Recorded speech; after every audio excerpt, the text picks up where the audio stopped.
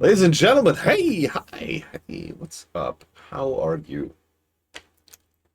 So, when last we left, we were literally in the middle of a battle before I was dragged off to a water park with my adorable nieces. The most terrible fate that could ever possibly befall someone.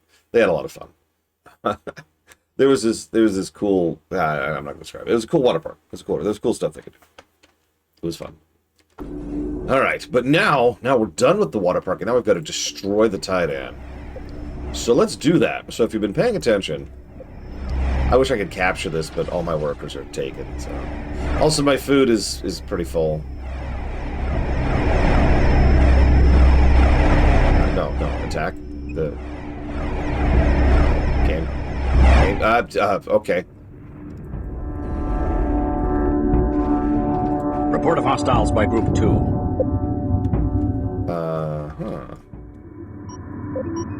Oh, it was great, Cataclysm. Like I said, they had a lot of fun. Oh, hey, my workers are here. Oh my god, yes. No, go capture it. Go capture it. We can do it. We can do it. We can capture it. Oh my god, this is so stupid. I'm gonna do it. I'm gonna capture it. Commandeered ship is reporting damage. I'm gonna be dumb. I'm gonna be dumb. Dumb mode engaged. Report of hostiles by Group 2.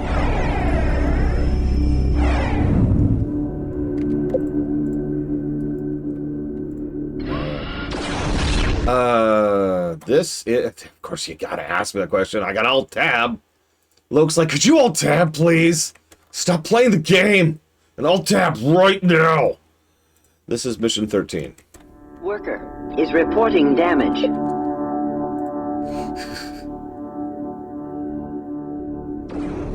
Report of hostiles by Group 1. Give me the cruiser! Give me the cruiser!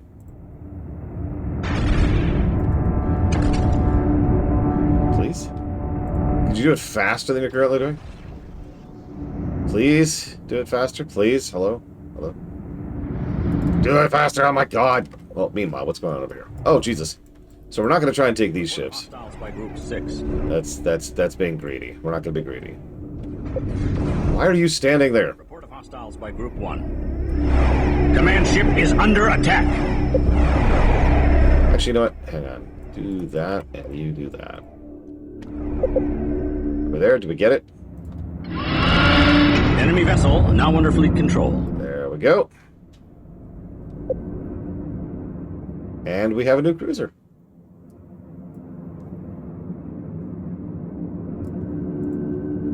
Leave this to the pros. Report of hostiles by Group 1.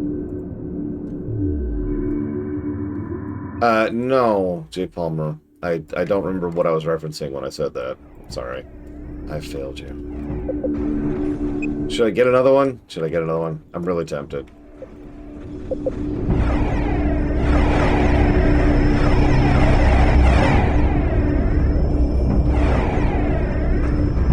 Look, Loader. I'm just saying.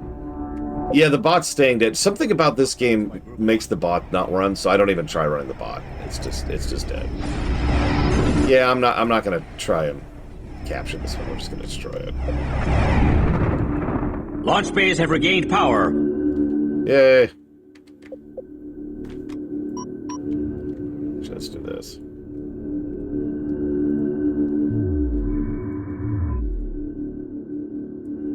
Yes, heal. Heal my poor ship. Well, we got another heavy cruiser. That's something. It's okay, these heavy cruisers are going to be obsolete at the moment we get the Dreadnought, which is just the best ship in the game. Well, third best ship in the game. Second best ship we have access to. Best ship we have access to until literally the last mission.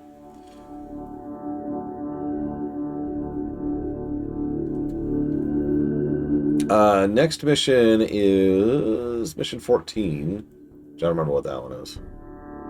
I don't actually remember the next 3 missions. There's this weird gap in my memory. Every time I play this game, I feel like it goes right to the moon, and then we go to the finale. But I always forget that the moon is actually in the finale. It's part of the last mission. The last mission's huge, by the way. It's the chonker. Second longest mission in the game. Yeah, next mission is 14. Just gonna chill here for a minute. Everything's fine. Everything's fine. There's enemies, it's fine. Fine. Report of hostiles by group. There's enemy destroyers, it's fine. I have no thoughts. Brain empty. Actually, let's do this, see what happens. Good morning, Walker. Good morning, President Clamp. Good morning, Dakota.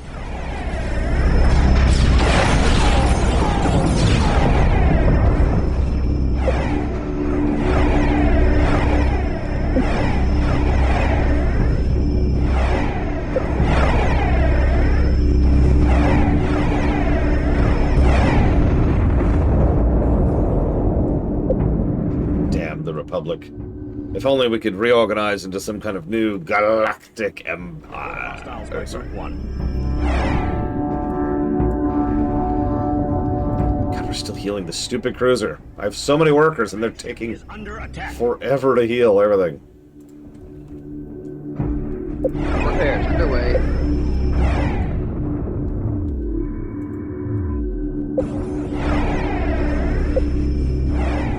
I mean, true, Zach Deft.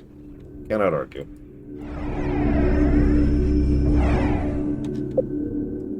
So, one thing they'll do from this point onwards... yes, it does, Dakota.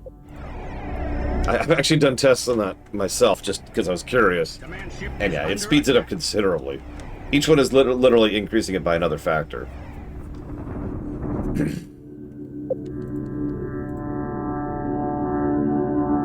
Homeworld emergence. Well, anyways, like, I guess my point is, so there's no other way to play this game. Let's just get that out of the way. There's a fan patch, which I am running, it's worth noting, to get this game into playable state.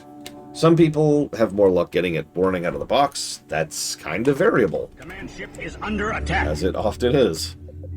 Attention, Kunlan. This is the Falcorum, and we brought friends. Woo. You have the God's own timing, Falcorum. Could you give us a hand here? On our way at maximum burn. We would have been here sooner, but you're a hard fleet to find. We barely received your distress call. The Falcorum is transferring command of her support fleet over to us. Assist the Falcorum with whatever we have, but protect our most damaged ships. So yeah, now we have 2 new destroyers, Kushan destroyers, and 4 new Ions, plus a couple of a smattering of other ships. We're going to be retiring almost all of those, by the way. Because we're going to have better soon. Are we done? Nope, we are not done. Okay, so hang on. Let's do this. Let's do this. Let's do this. Can I move? Yep. Cool. Construction facilities online. I've actually been counting. There have been 3 points we've already run into. I mentioned this in the review document, where the game expects you to trash or lose your entire fleet. In fact, it's designed around the concept. Excuse me. Build more support modules. We're pop-capped. Oh, right, because we just got that new fleet. Right. Yeah, the chance.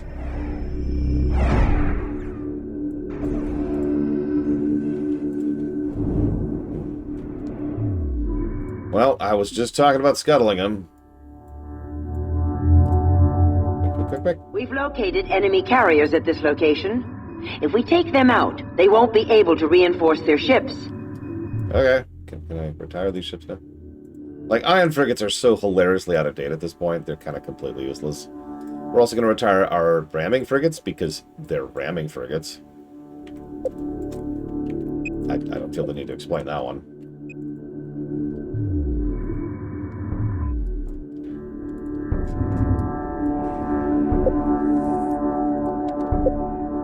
Build more support modules. Working on it.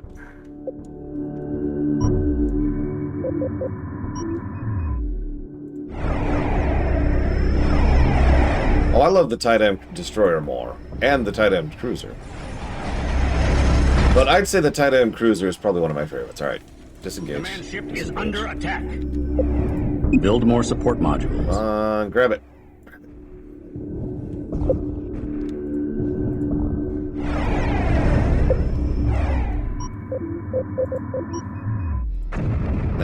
Whatever.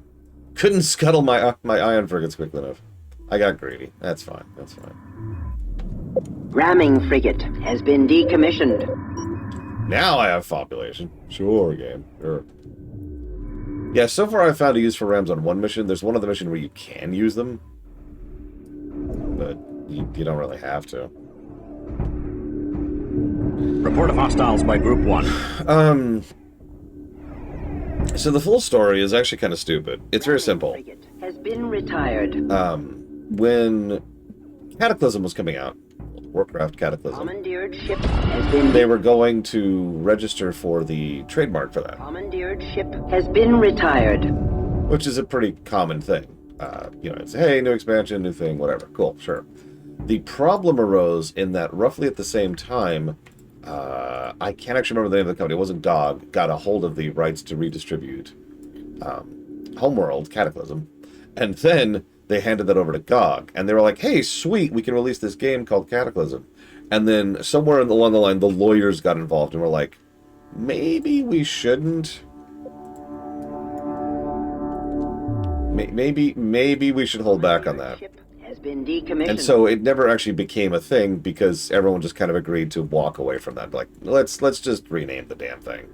So they made a new splash graphic and called it Homeworld Emergence to just not even bother. Not even get involved with that whole thing.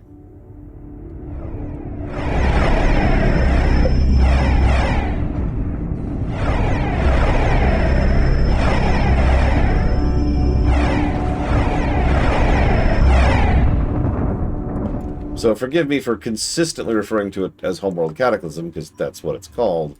But if you're looking for it, you're looking for Homeworld Emergence. Yeah, I know exactly. That was back when Bobby Kotick was still in charge, and he and his legal team were more than willing to go after people for dumb things.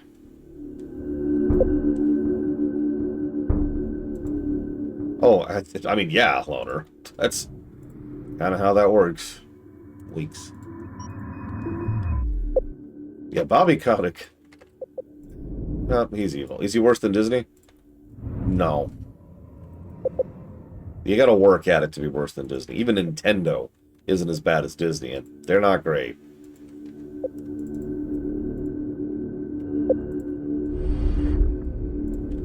And there's our carrier.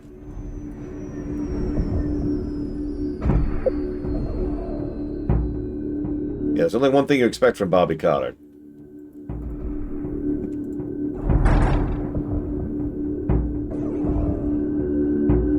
Hello, Mr. Red. Yeah, I'll give you Sony, actually.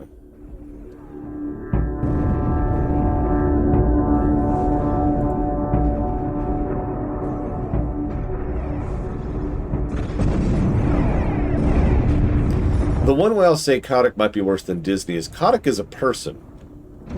A small-dicked person who has actually put legal and financial effort into trying to change Google searches to make himself look better. This is not a joke. You can look this up. Disney's a corporation, which means any decision they makes goes through people. Goes through filters, right? Kotick could just decide on a whim to do something. And I know what you're thinking, what about Bob Iger? Well, Iger is not the money person at Disney. He's got a lot of control, but he's not the money guy. Bobby Kotick is the money person. Was the money person. He called the shots.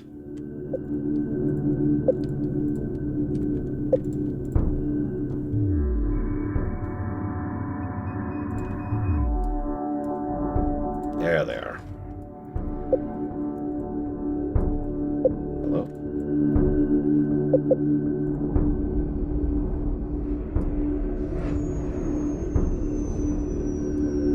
At least one, Luke.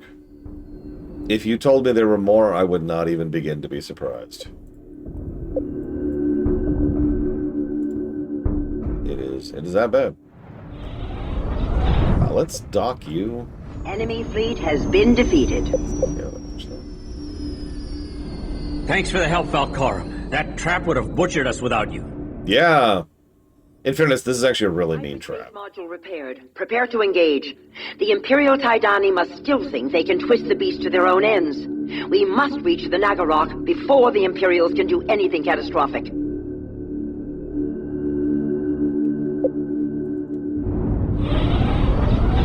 Yeah, do you hear it, by the way? The thing loader just put it out.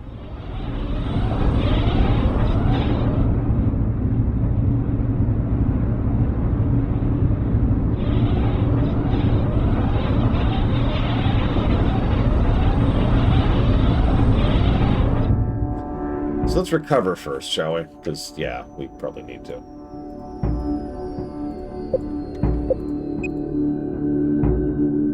Take a moment. Speed everything up.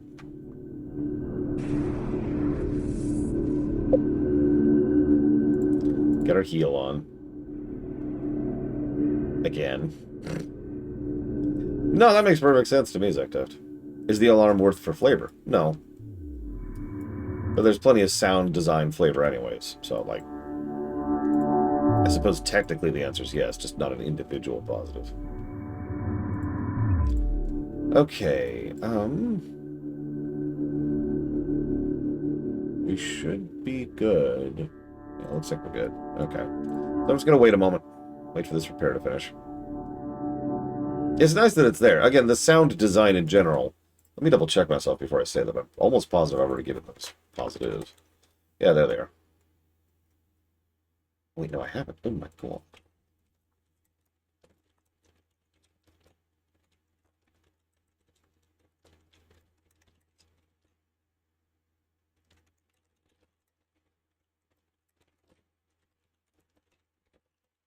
Okay, now I've given the positives.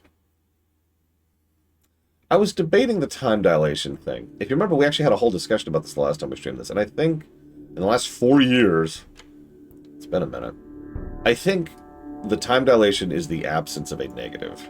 Because I've given a negative to every other Homeworld game for the doldrums periods, right? Where you're just sitting there waiting. Time dilation helps.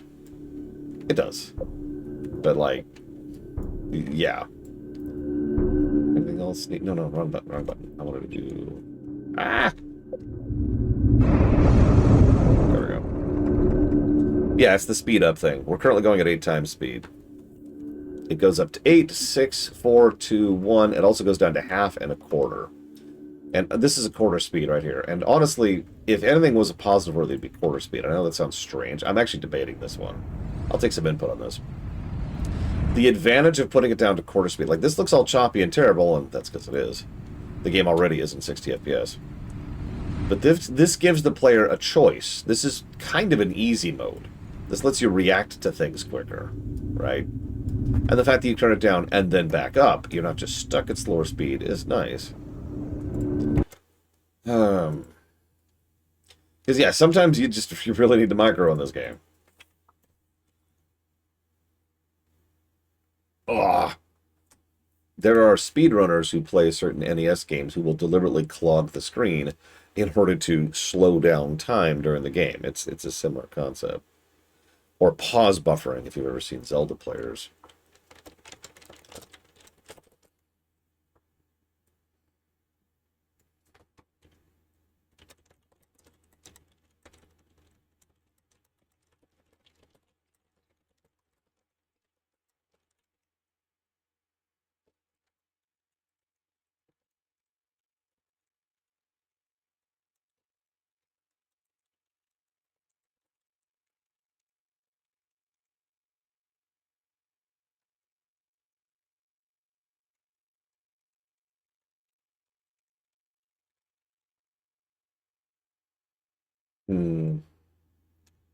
Good day, Mr. Floyd. I think I will swing one positive floor.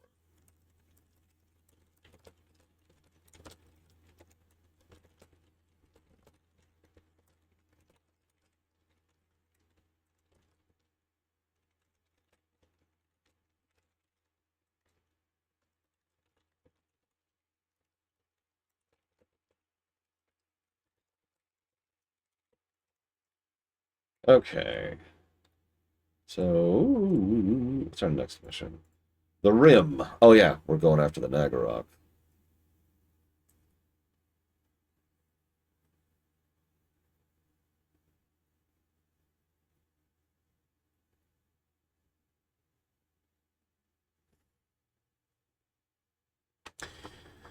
Okay. It's time to finally talk about the Dreadnought, it looks like. So let's go ahead and pop a save over here. Put it over here.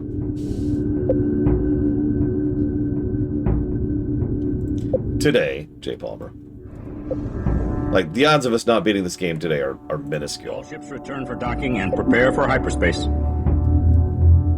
I love how tightly formation. Oh god, they're spreading. What's going on? My ships! My ships! What's happening?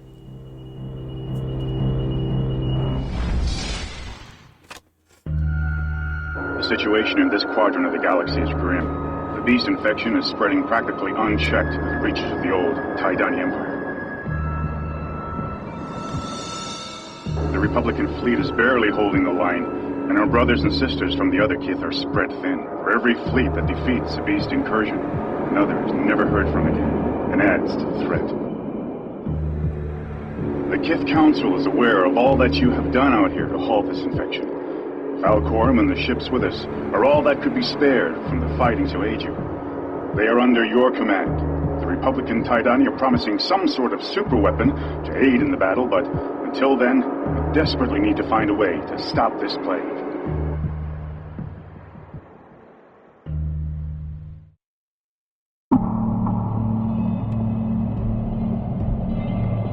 So, there's a narrative irony here I want to talk about. Roger, Command. Which I'll wait.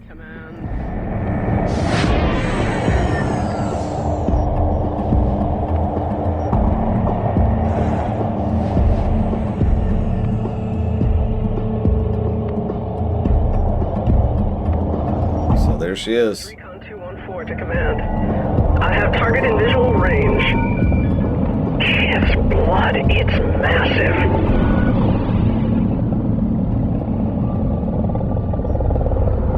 The Imperials are all over it. What are they doing? I don't believe it. They're repairing the drives. Understood, Recon 214. Return to command ship immediately. Idiots. God damned idiots. Just...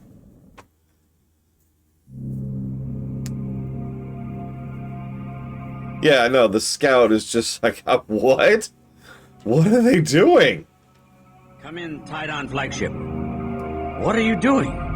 You can't release that ship on the galaxy. Do you know what you're about to do? What are you doing? I love the way he says that. I love the way he says that. For a million years, we have been trapped in this ship, listening to the electromagnetic chatter of your tiny self-worlds. We know you better than you know yourselves. Your enemies came to use us, but instead we shall use each other. In return for their help, the ones known as Imperials will be given half the galaxy. Ample return for their ship systems and leave my children happy. That's madness. What happens when you finish devouring your half of the galaxy? Irrelevant. How many thousands of your lifespans that take? Join us or be destroyed. We will stop this.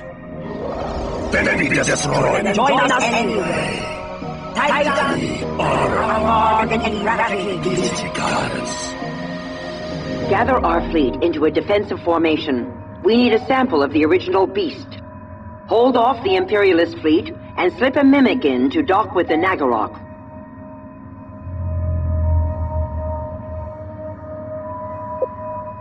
So... God, the Titan are so stupid. Alright, yeah, so... Original beast. Boy, there's a line with some connotations. So, yeah. I love everything about that cutscene we just saw. So much so that I've got to jot down some positives for it.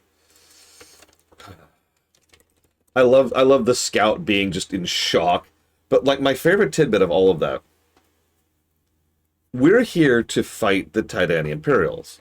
We probably have at least a little bit the drop on them, because they don't know we're here. And we throw all of that away to just open comms and be like, what are you doing? And that's fully in character, though. That's fully in character. I completely believe that the Kunlan would just be like,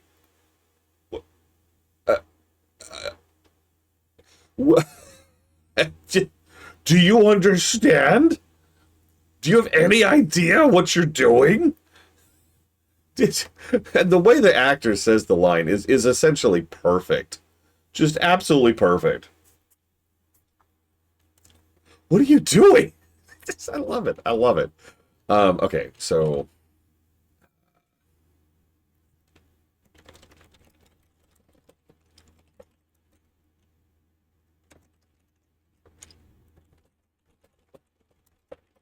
But this is also our first real bit of characterization for the beast. We can see that we've already seen that it can think. Literally, the first thing we ever saw it do was launch an attack on the Bentusi. That's the first sentient action we ever saw it engage in. So immediately we knew this thing was a thinker, right? But now we see that it's a long-term planner as well. It has every intention of slow-moding its way through the galaxy in order to like build up and build its forces and do whatever it is that it can do. Because it's worth noting, we don't really know how much worse the beast could get. Not to parallel this to the Flood, because I'm pretty sure this actually predates the Flood. That's interesting. When did Halo 1 come out? Halo 1. Yeah, this actually predates the Flood. Go figure. But to use the Flood as an example, the Flood have a critical mass thing, right? Once enough Flood exists, like their power level grows relative to how many Flood there are. So we don't actually know if the beast keeps getting stronger. We don't know if more beast is bad or to what extent that it's bad or anything like that, right? Because, yeah, exactly. If there is a concept as a grave mind state for the beast, we don't want to find out about that. Remember, this thing just kind of got picked up in ultra hyperspace when they dimensionally jumped over here, and we don't know a lot about that, and that's the point. This is one of those rare times where a fiction will not explain an enemy, and I actually think it's a good thing. We know very little about the beast, actually. And that's part of why it's so damn terrifying. But anyways, so, yeah, the beast is... Oh, God. So, like I said, the beast is kind of like the Flood. It's your typical assimilator thing, right? Oh, no, we learn a lot about the beast. That's the best part. If they told us nothing about the beast, it wouldn't work. But we actually talked to the thing, right? We just did. We literally just had a conversation with it. It is more than willing to lie. It is more than willing to bargain. It is more than willing to outmaneuver and out-tactic its enemies. It knows what it's doing. We just don't know everything about it. I should probably jot this down on here. Okay, so let's go ahead and scooch forward. We need an edge in these large fleet battles. Our engineers are ready to design a Dreadnought-class battleship. Give me the research, please. Please, please, please, please, please, please. No? Are we just there? Can I just build the Dreadnought? Oh my God, I can. So that's the Dreadnought. The pancake, as you've heard us talk about.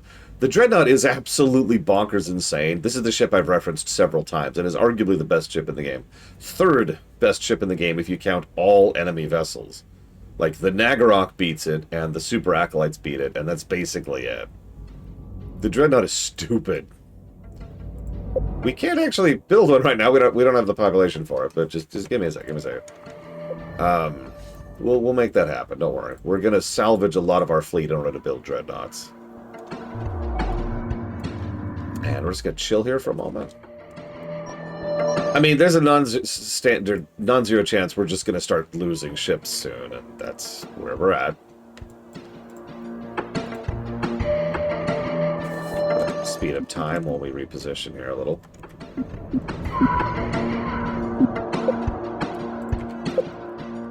Command ship is under attack. But yeah, You know the concept, right? You know the trope. Big, horrible, eldritch death doom is discovered. Idiots think they can control it. Bad things happen. It's every Alien game and movie and book and show ever made, right? And comic. It is, as we like to say, that old chestnut. What's funny is sometimes you can use the ancient Eldritch Horror, but those types of stories are a little bit more rare. The Beast mothership has hyperspace. Yep, there it is. And is on an intercept vector. The Imperials must have called them in. So this sucks. Hang on. So let's scooch back over here. Where's my mimic? There it is.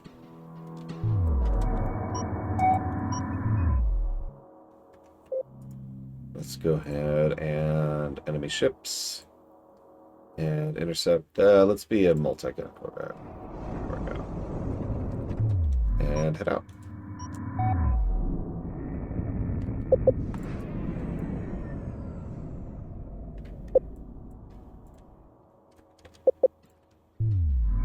I'm just gonna chill for a second.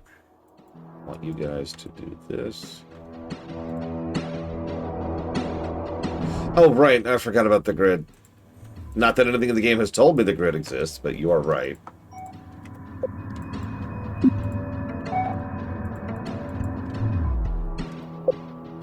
Let's go ahead and grab this.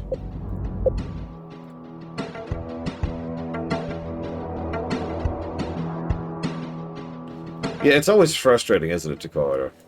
I have always said that people being stupid in real life is no defense of people in fiction being stupid. But as with everything, it's always down to execution, isn't it, right?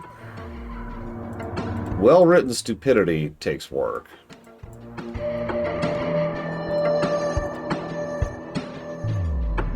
The cube outline is our visible space. That's our fog of war, for lack of a better way to put it. So, you know how in most RTSs, most RTSs from Warcraft 2 onwards, actually, which invented this concept, there's the explored area, and then there's the currently visible area, right? The two layers of the fog of war. So the blue sphere, that's our currently visible area, and the cube is our currently explored area.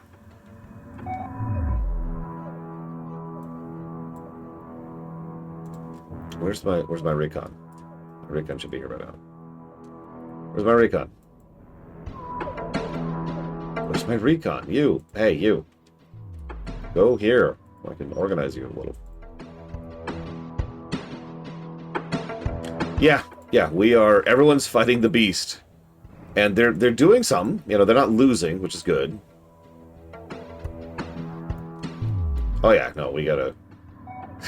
There's some verticality. It's not that much verticality, but there is some verticality here. Okay, so you do that, and then you let's scooch. What are those? Oh, hello. I don't feel like dealing with those. Go the other way. Go the other way. Go the other way. There you go. You do that.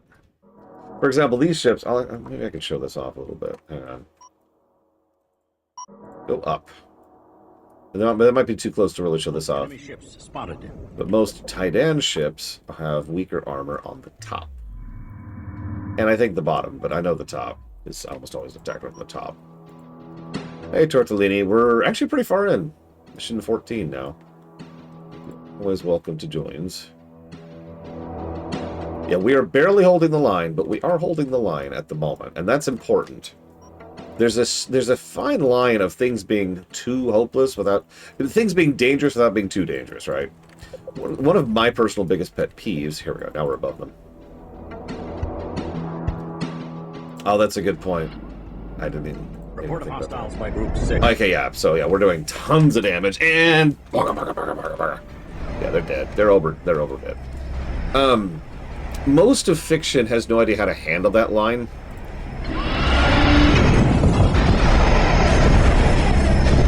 Goodbye. Enemy ships spotted. Because most of fiction most writers want the situation to be serious. They want to be like, oh my god, big, ultra deadly enemy, right? But they have absolutely no idea how to do that. What that results in, practically speaking, still there, is you have an enemy that's stupidly overpowered. That's badly written overpowered, for lack of a better word to use. Yeah, you write yourself in a corner. The enemy is so powerful, so ridiculous that they shouldn't lose. And then you have to pull either some bull crap, or they have to pull some MacGuffin out of their ass, or just anything. And it feels deflating. The enemy is so strong that it feels deflating that we could ever win. Mass Effect fell into this with the Reapers. Like, the Reapers as presented in Mass Effect 1, my opinion, were sufficiently terrifying without being completely ridiculously over the top, whatever. And then Mass Effect 3 came along, and the Reapers were like, we're sweeping every world and destroying everything and are completely indestructible, and blah, blah, blah, blah, blah, blah, blah. And it just lost me. It's like, well, then how are we? Okay. And yeah, naturally, we cannot beat them conventionally, which, of course, led to a MacGuffin. And yeah, the Borg are interesting because the Borg have been written both well and badly, as most things in Trek are. You kind of get the gamut for a franchise that's been around as long as Trek. So some episodes, some individual episodes, the Borg are written very well. It makes a degree of sense what's happening and why it's happening. And then there's the other ones, where that's not true.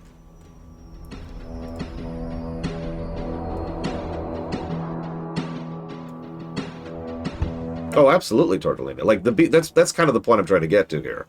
The Beast feels like a fairly well-written example of this concept. Let's go and grab this one next. And yeah, another good example. The Flood in Halo 1 is exactly as terrifying as it needs to be, and still believable that it could be defeated. And then, there's the reality warping thing, which we're not going to talk about. Why don't you go back here for right now? Actually, no, stop. Stop.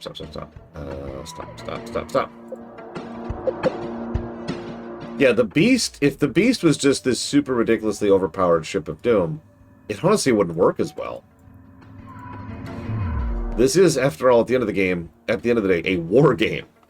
This is a real-time strategy game.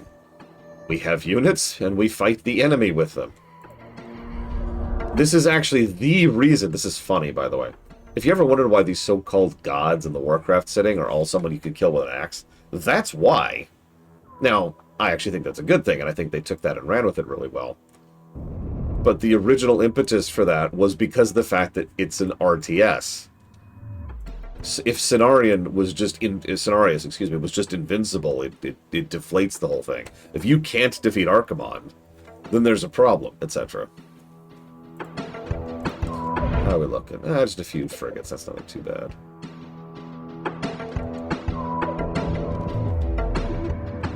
Report of hostiles by Group 6. That's not true. You can defeat Cenarius without the demon's blood. But also, you can defeat Cenarius with an axe. And that's my point. To put it into extremely simple terms, and Dakota said it perfectly, Cenarius has a health bar. That is a choice. And there's an old saying that if anything you give a health bar, anything you give an HP value or a stat block, the players will figure out how to defeat. That's a good thing. Oh. Carrier is reporting damage. Yeah, Lord British. Lol. Gravity distortion field forming.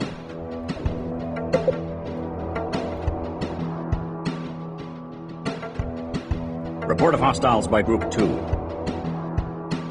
Anomalous gravity well detected. Report of hostiles by Group 6. It's the same thing, actually. Damaged. They're chasing us. This is actually funny.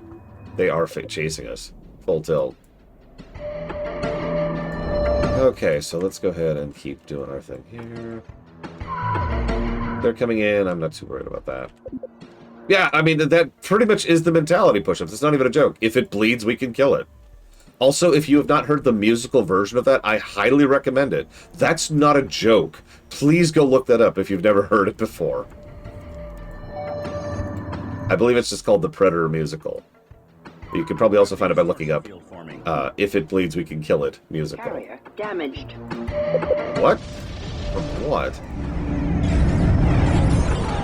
Oh, speaking of which, are we... Nope, not yet. Okay. Begin upgrade now.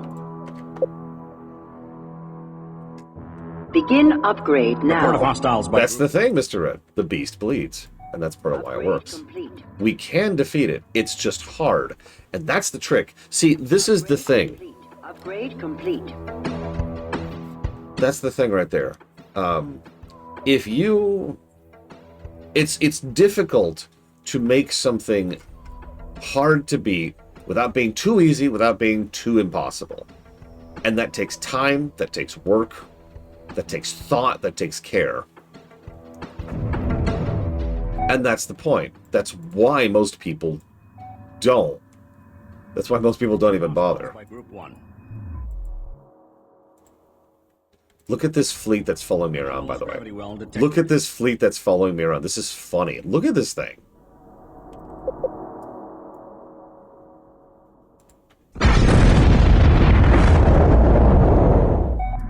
It's almost all of them. I think there's only just the one more. Gravity distortion field forming. I'm actually debating it to quit it, because that, yeah, that'd be a hell of a shot right there. Just right in the middle of that, you know? We'd have to get really close to do that.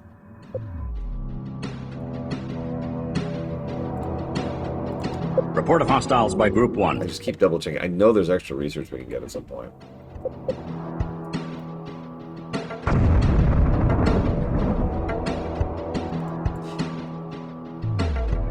Is that everything? Nope. Hang on. Over here. Over here. Come on. We need all these proximity sensors out of here. You're wondering what I'm doing.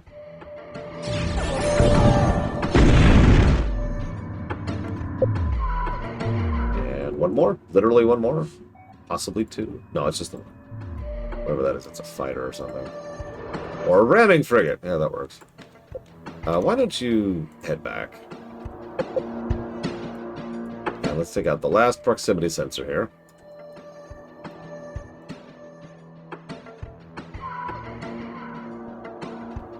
Let's go ahead, just for funsies. So what's our range on this thing? Report of hostiles by Group 1. Hang on. Go ahead and dog down. And yeah, there's beast ships along with the Titan ships, because teehee. Where's my cannon? What's the button for that? Control G. That's it. Siege cannon malfunctioning. Oh!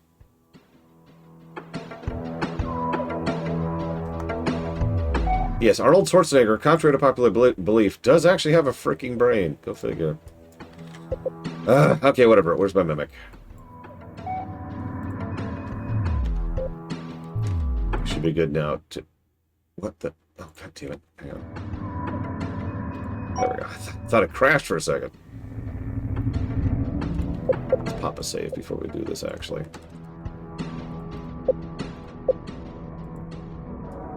Okay. Can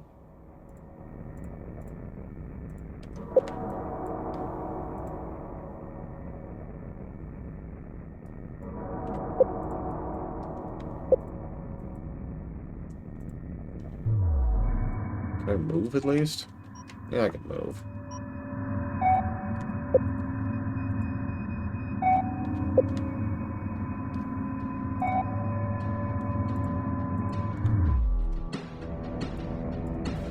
Okay. Yeah, no, Arnold was trying to be the hero. I can't think of his name, but, you know, the good guy in Terminator 1. And he kind of got pushed over into being the Terminator.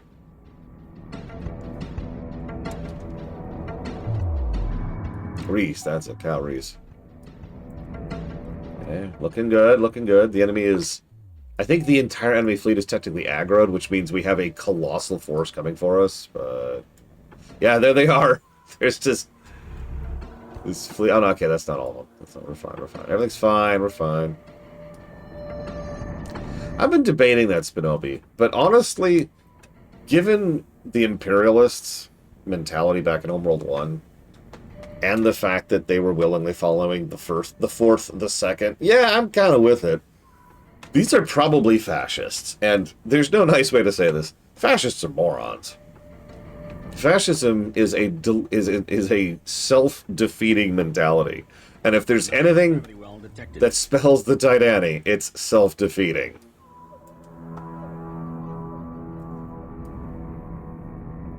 Also, did you catch that? It's a subtle little character point. It's actually one of the bigger setting changes of the game. And one of the biggest reasons why it kind of irritates me that future games completely ignore this game's existence. Because this game is effectively the end of the Titani Imperialists. Because they fed most of their territory to the Beast. And then we destroy the Beast by the end of the game. Spoilers, we beat the last boss. So this game is the sunset of the Titani Imperialists. Bye.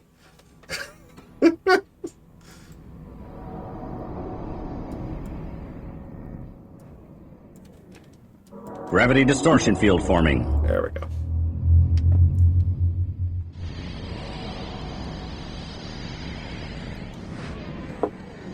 The Titani get a brief reference in Homeworld 2 as being absorbed into the Vaegar. That's it.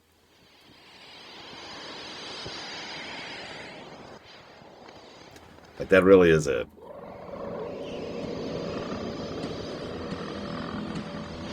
Target acquired. Command returning.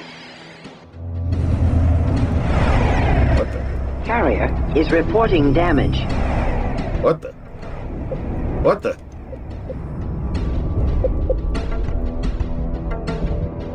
What the? It's... Apparently, Dakota. That's amusing. Report of hostiles by Group 1. Yeah, no, Cataclysm's pretty much the end of the timeline. I've actually mentioned this before. Every Homeworld game ends on a fairly positive note. Perhaps amusingly. Given how dark they are. Cata is no exception.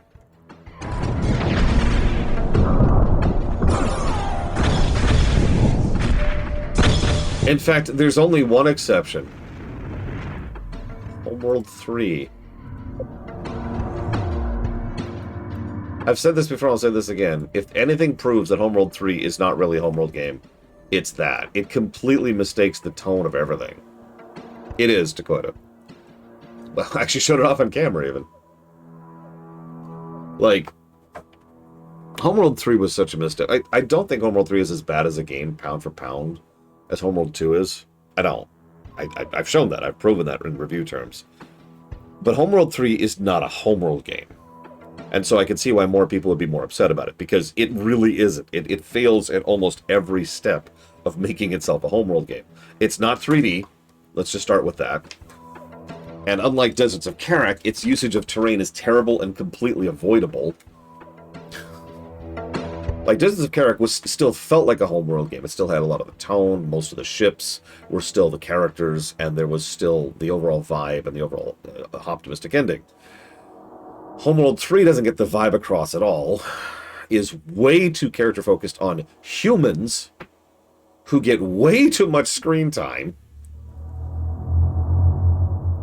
We move again. It is time, my allies, to lead us to this weapon you spoke of.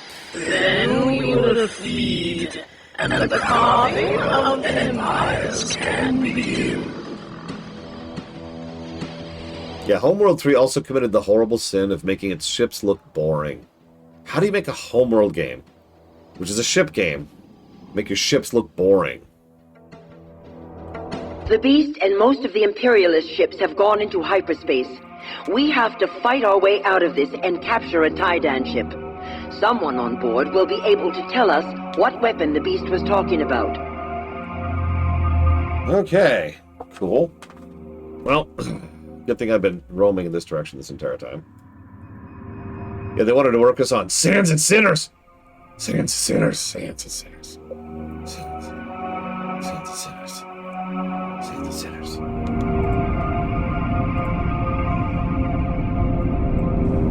Okay, do I need anything to upgrade yet? No, okay. I'm being only a little facetious. They really tried to up the melodrama, and it really was very badly written, too.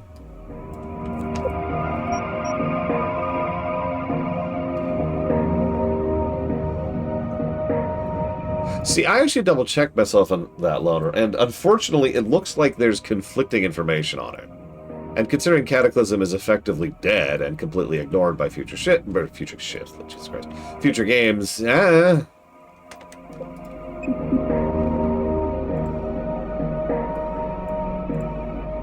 I admit I like the idea of it being a higher dimension entity better because that explains the super hyperspace that the Nagarok used. But it's also possible the beast just lives in hyperspace. Which is a little bit more terrifying if you think about it. Because we use hyperspace like every day, you know? Report of hostiles by Group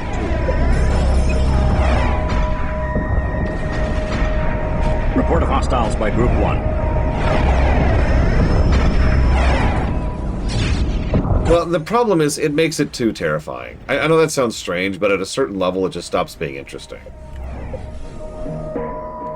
Like, at a certain point, it's like, oh, well, okay, we need to never use hyperspace again. Okay. Like, it's the too doomed thing, right? If a setting is too doomed, then I'm not like, oh my god, it's so doomed. I'm just like, oh, okay. There's no reason to care anymore. I love how they just hand me a destroyer for this, by the way. Yes, Spinobi. I was following Homeworld 3 while it was still in development. I even talked a bit about that while I was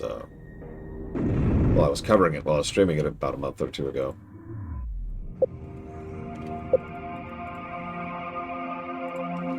Does that count? Salvage Titan ship. Surely that counts, right? Command ship is under attack. They don't have to be doomed at all. I'm just saying, I'd rather partial doom than total doom. That's all I'm saying. It's possible that it just lives in extragalactic space, although that's...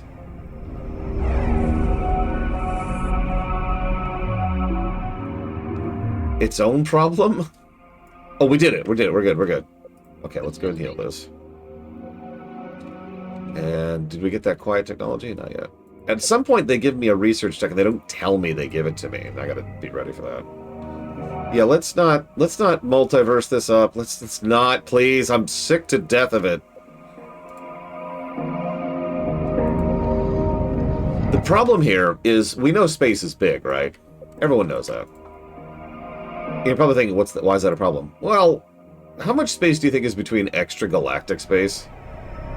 Report of hostiles by Group 2. I give you a hint. Command ship is under You have no idea how much empty space there is in extragalactic space. So either they got cosmically unlucky on a level that is impossible to present math with normal math, or all of extragalactic space is the beast in the hyperspace dimension. And there's no need for any of these nonsense explanations if you just assume that they use the higher dimension drive. Beast is in the higher dimension, done. There you go. They used a better hyperspace, it went to a higher dimension, there's the beast, done. That's it. That's all that's required. It's you see the beauty of it. Okay, are we good? I think we're good. Let's go ahead and save.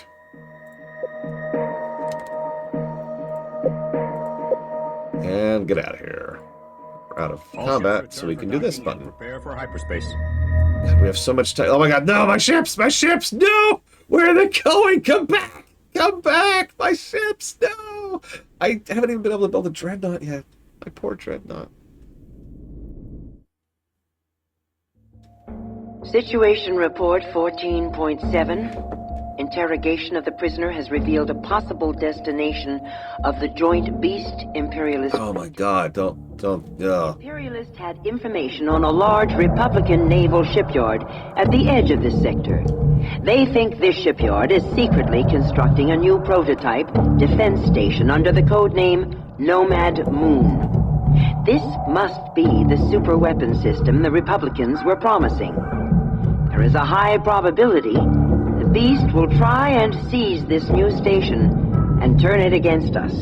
After analyzing the sample of beast material we obtained from the Nagarok, We have adapted the main gun for maximum effect on beast cell structure. In theory, it should cause a massive energy feedback in any beast material.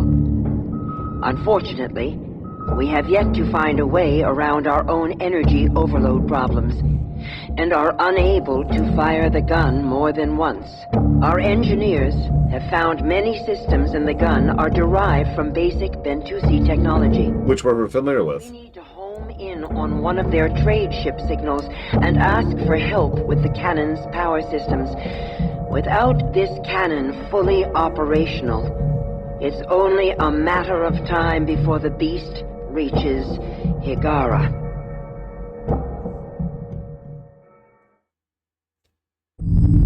So,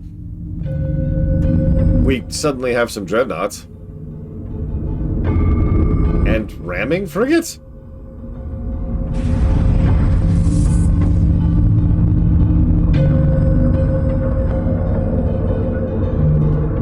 So hey, there's multiple Bentusi. This is Hagaran mining vessel Kunra. We are in desperate need of your aid. Bentusi trade ships, please come in. Ask me again when I'm done with it, Luke. So the Bentusi are leaving the galaxy. We will not be bound. I'm going to say that one more time in case you missed the implications. The Bentusi are leaving the galaxy.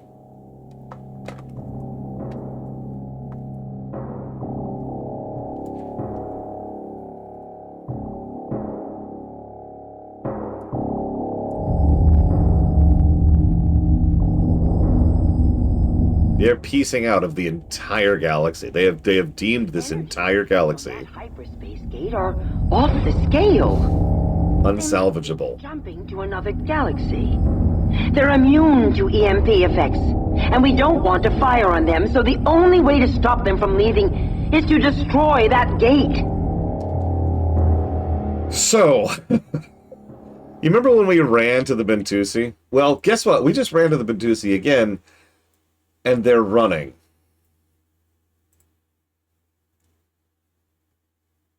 Great. Yeah. This mission can go several ways thanks to triggers, and it's very dynamic. And if you know what you're doing, you can kind of play with the AI, but this is yet another mission in which it's not unlikely that you're going to lose a lot of your ships. Because the Bentusi do not pull their punches. 1 second, let me jot something down really quick here.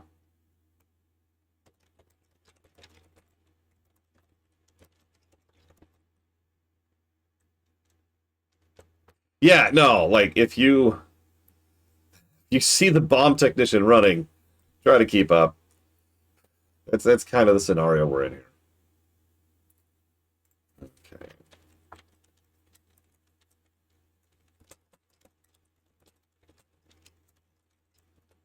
That's a good question, Mr. Ed. I imagine that they were afraid at first, but when they saw that the beast was spreading, thanks to the Imperialists, that's when they were like, yeah, we're done. You have made your choice, Galaxy, and we're going to not be here anymore. We're gonna be over there. You have fun. You just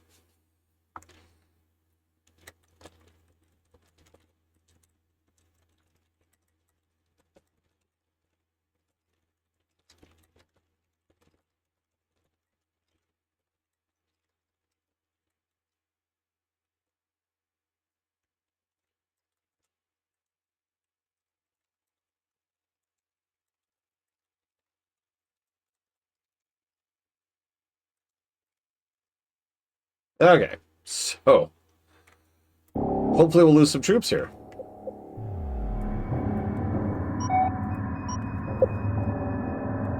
We probably are going to. We're probably about to lose a bunch.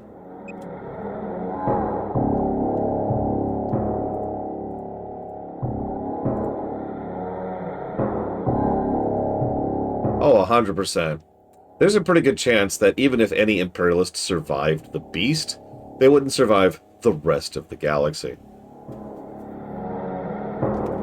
Like, there's no nice way to put that. nobody is going to be happy with the Imperialists after this. Notice the music, by the way. Do not attempt to stop our translocation. Cease your attacks or be destroyed. Do you not understand what has happened? We will not be bound. So, yeah. Strike craft launching from the Bentusi trade stations. They're similar to Acolyte class fighters, but their configuration is like nothing we've ever seen before. So technically we've seen the Acolytes several times. We've been using them since the very beginning of the game. Full speed ahead. We have to block the entrance to the gate. We can't let them get through.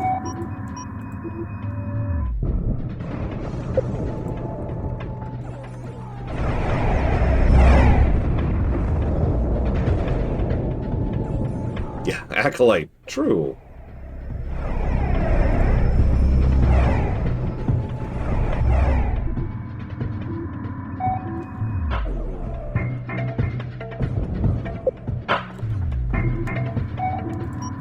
Let's do something different here. I don't think they care at this point, Luke. I really don't.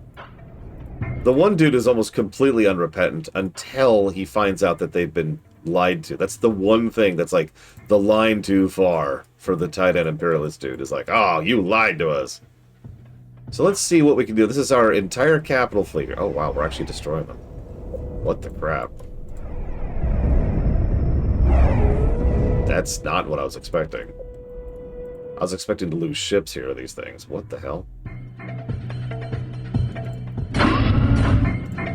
Yeah, he learned what the fuel prices would be like after the beast takes over. No, this is mission 15? 17 is the last one. We got a couple more. Damn it, yeah, we actually have enough gun. I feel bad. Okay, hang on.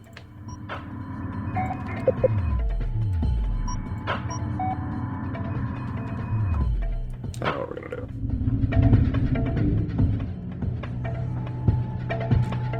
Yeah, we actually have one hell of a fleet right here. 3 heavy cruisers, 1, 2, 3, 4 destroyers, and then 3 Somta destroyers. This is a hell of a fleet.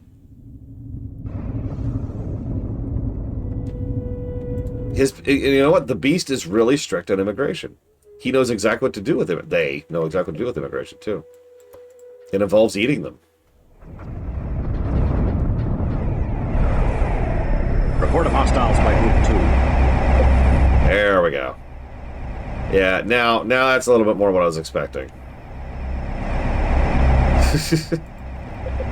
Yeah, they're gonna eat the rich and everyone else.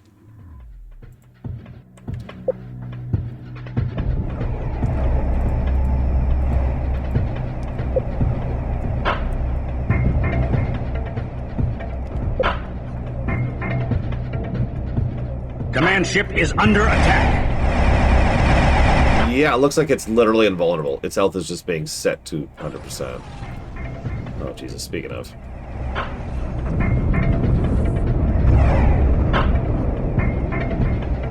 Commandeered ship destroyed. Hey, here's our first loss. Perfect. Let's start retiring ships. No reason. We have officially outgrown destroyers. I know that sounds wild to say, but it's true. We've kind of gotten to the point where destroyers are not super useful anymore. Report of hostiles by Group 2. Command ship is under attack.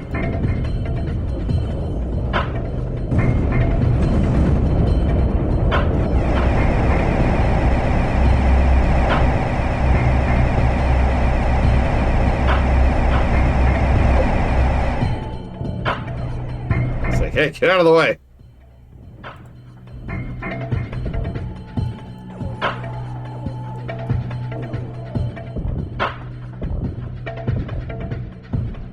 Yeah, I could buy that, Luke. At least a little bit. At least they've earned it more with the Bentusi. Yeah, beep, beep, beep, excuse me, beep, beep. There we You go. are mad. It will take irrecoverable time to repair the slipgate. The Devourer will find us by then. Each of us that is consumed takes the story of 1,000 bound worlds with them. The creature will devour all our songs. All knowledge will serve its hunger. Listen to us. We need your help. We're not here to harm you, but if you leave, the beast will win. You helped us to win our home world. You cannot run away now. We aided the Sajet Persona, who was newly unbound. You are not Sajet. Your bound bodies and flicker lives make you blind to reality, and now we will all pay for your blindness. Command ship is under attack. His blood! More stations coming out of hyperspace. They're powering up main weapons. We don't have a chance. Prepare to engage hyperspace module. No. Negative. Without that cannon working, we're as good as dead. Better to be blown to atoms now than wait for the beast to hunt us down. Report of hostiles by Group 1. Carrier damaged.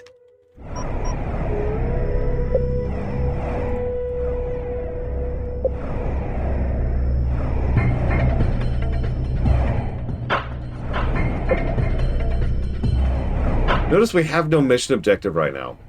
For all intents and purposes, our objective right now is to die.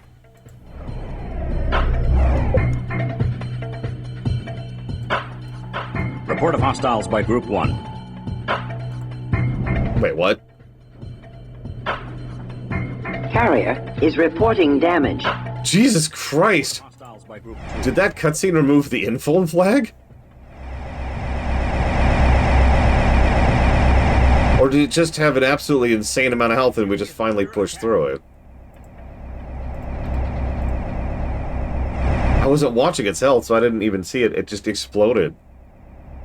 Oh my god, no, look, we are damaging it. We're actually damaging it. Oh my god, we have too much firepower. Carrier damaged. Report of hostiles by Group 2. Commandeered ship is reporting damage. Report of hostiles by Group 6. Well, we actually don't want to destroy these, so... Carrier is reporting damage. I'm gonna switch targets here. Yeah, the Batusi didn't leave because of the beast. They left because of us. You and your precious stories. Who will remember the crew of that ship? Or are flicker lives not worth remembering? Carrier damaged. Report of hostiles by Group 2. You seek to trap us in a diseased galaxy. This cannot be. Desist, and we will allow you to leave. We regret the loss of your memory. Leave this to the pros. Regret? We regret the loss of the whole sand-cursed galaxy. Stop murdering us and help us kill the beast.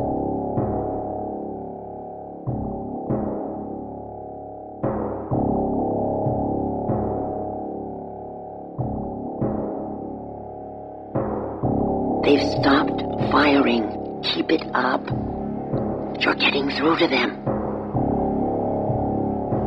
The Devourer cannot be stopped. We must flee, or even memory will die. We will not be bound. Yes. You will not be bound, whatever that means. Well, guess what? We won't let you go. It doesn't matter how we die. One ancient monster is as good as another. We are not monsters. Aren't you? Look around. Look what you've done to our fleet. All because we dared to get in your way. Look at yourselves, the aloof, the mighty Bentusi. Slaughtering the people who asked for your help. You're worse than the beast. At least the beast doesn't pretend to be righteous. We feel, for the first time in countless orbits, we feel. Join the kids. We're not blind. Just scared. As scared as you. Now, are you gonna help us? Or are we gonna have to ram this mining ship down the throat of the first station that approaches? That will not be necessary. We see our own madness reflected in yours. We will do what we can to help.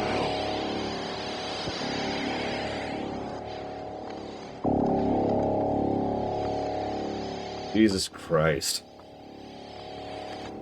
Jesus Christ.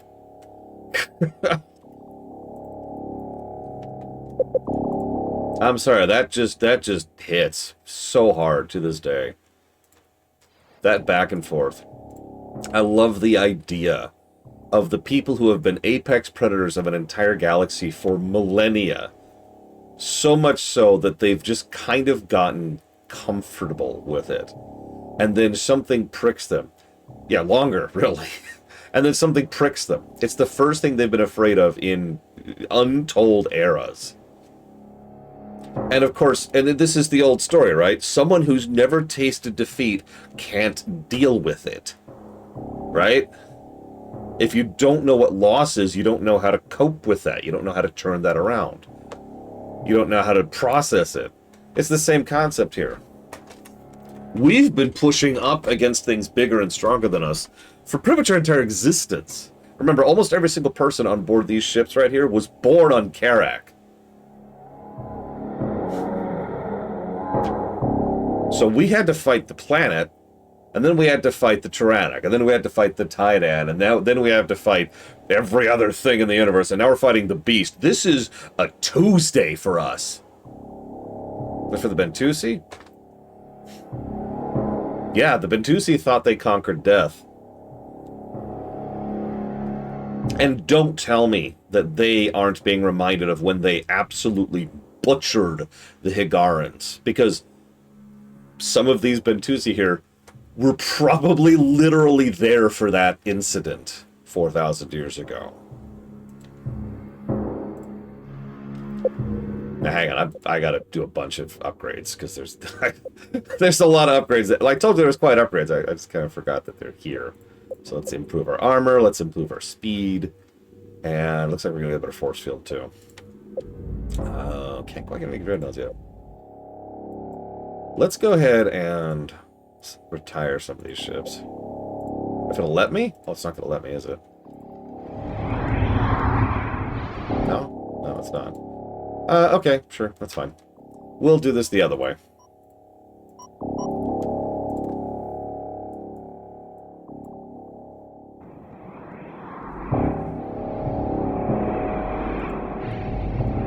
Looks like we kept the 3 cruisers, which is kind of what I wanted to do anyways. Yeah, by the way, it is also worth noting that they're also worried about what would happen if the Beast ever got Bentusi knowledge. Remember, the very first target the Beast went after was the Bentusi, and it assuredly was doing so for their knowledge.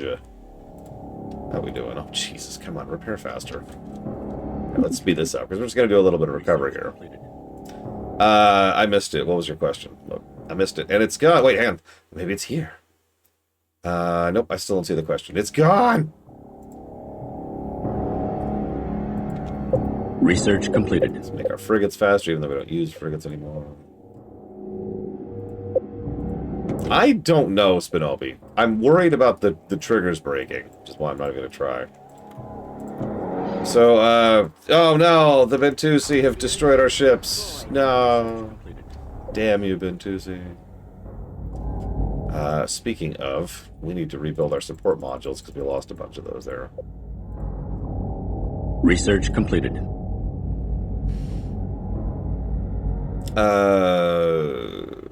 Probably. There's a decent chance they already had been leaving before we got here.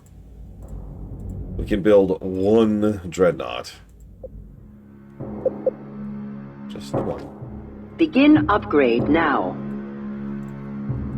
Upgrade Capital complete. ship has cleared. There she is. So that's the pancake. Upgrade complete. This is the best ship we have access to. This thing's crazy. Unfortunately, I can't show it off right now, but trust me when I say, this thing's crazy. It is... Hang on, let's see something here. Let's bring the cruiser over.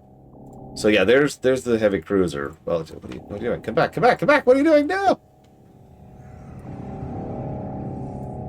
So there's the heavy cruiser kind of near it, so you can kind of get an idea for the size. It is smaller, like in terms of volume, than the cruiser, but it's still a pretty big chonker.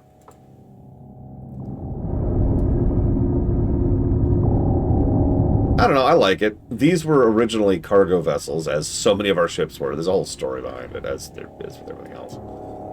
Are you done? You're done. Repairs underway. How about this?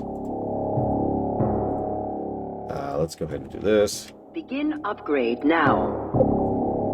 Sorry for delaying. Upgrade complete. Now let's switch over here. The battle cruiser. I hear everyone call it the pancake, but shrug. Yeah, people... It's actually funny how common that is in fiction. Repairs underway. Because, yeah, in real life, converting something non-combat to something combat just doesn't work. Hang on. Question about the Bentusi. Are the Bentusi good, bad, or in between? Yes. Assisting. That's not really a joke. Assist at the pros. The Bentusi are just kind of over there, mostly doing their own thing and mostly staying out of affairs. They only really get involved when they feel like they need to.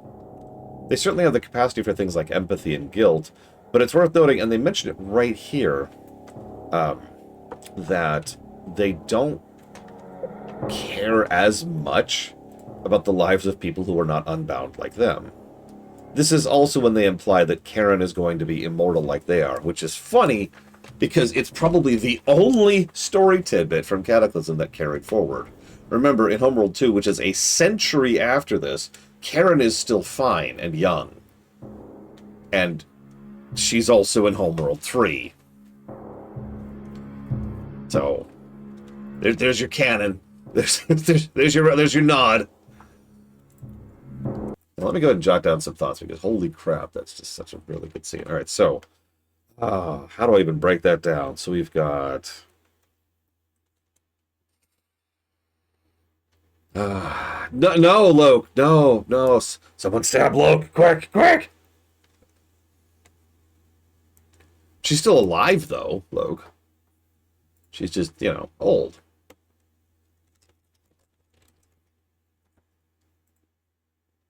I mean, hell, she doesn't age at all in 20 years in Homeworld 3, like literally over the course of Homeworld 3.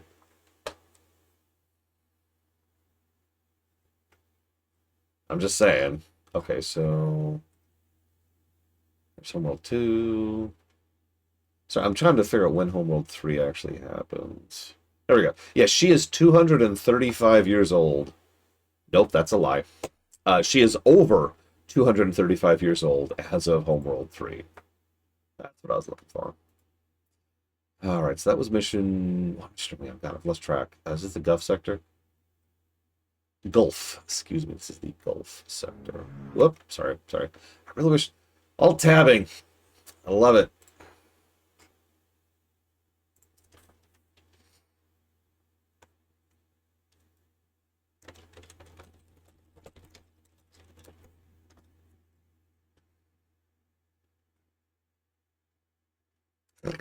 Listen, Loke, listen.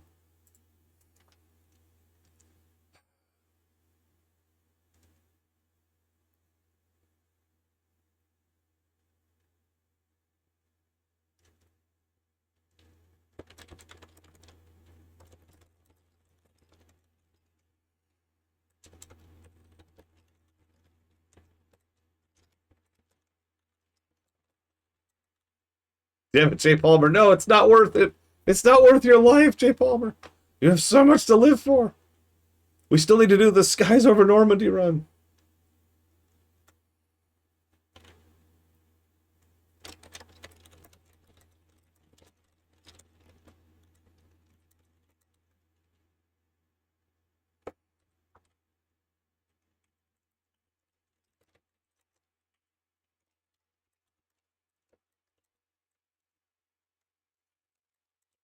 Yeah, Skies of Odyssey over the halo of Normandy. I don't know.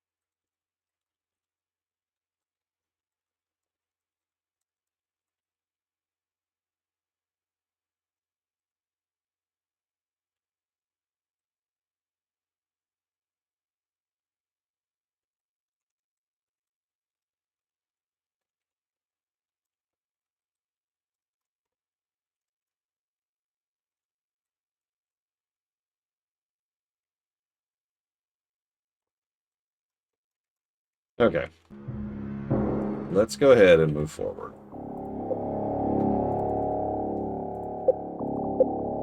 Hang on 1 second. So this is... See, I mentioned how we already had a turnaround mission. Well, believe it or not, that was the beginning of the turnaround. That was turning the bend, I think is what that's called narratively. It is now time to actually have the turnaround mission. In mission 6 freaking teen of 17.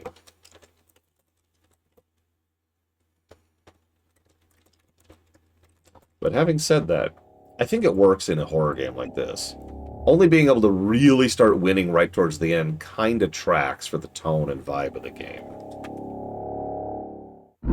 To understand our fear, you must know our nature. We are one with our vessels. As was your Sajet persona, we are unbound. The solar winds blow across our skin. Hyperspace sings in our ears. The universe unfolds around our thoughts.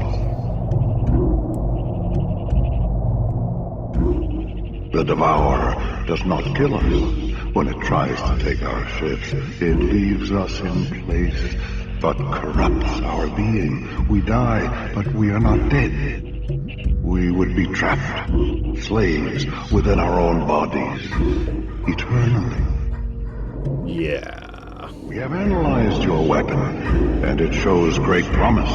You are most clever for bound persons. We are transferring the data you will need to construct reinforced superconductor heat sinks. These should allow you to fire your cannon repeatedly. The Devourer has many cells, spreading infection through this sector now. You would do well to test your weapon on one of these lesser creatures. So, it can be debated if that just applies to Bentusi, but that's the one bit of evidence I mentioned. This is the Somtom mining vessel Kunlan. You hear that? Please, come in. This is the Somtom mining vessel Kunlan. Remember that. Word out here says the situation is grim. It's only a matter of time before the beast overruns a populated world.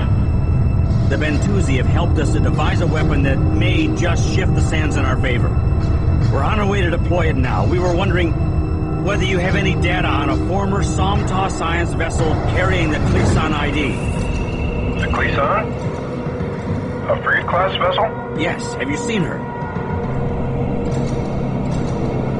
The thing led the attack on a scout base. Used her sensor rig to deactivate the Sentinel web. We are on our way to track down and destroy the subverted ships before they infect the sector.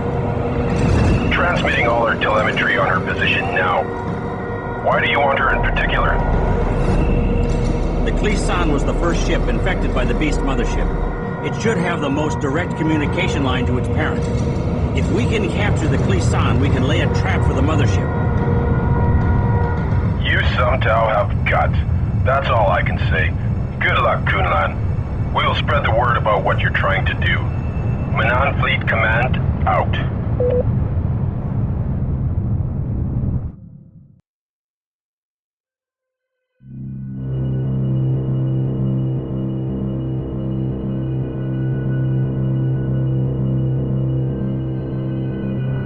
Time to go hunting.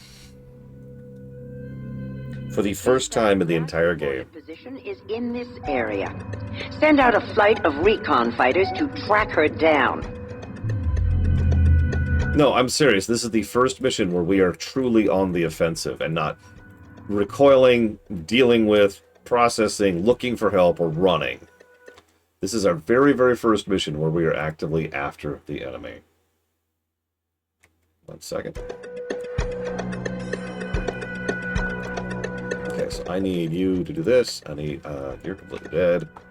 You do this. You do this. You guys have guts. Yeah, that's not the word I'd use, buddy. We're just gonna beeline. Yeah, we're going in for a bite. Trying to get a swing in.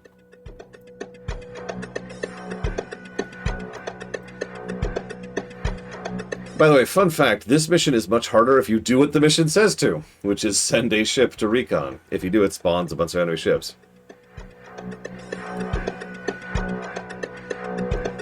We're not doing that.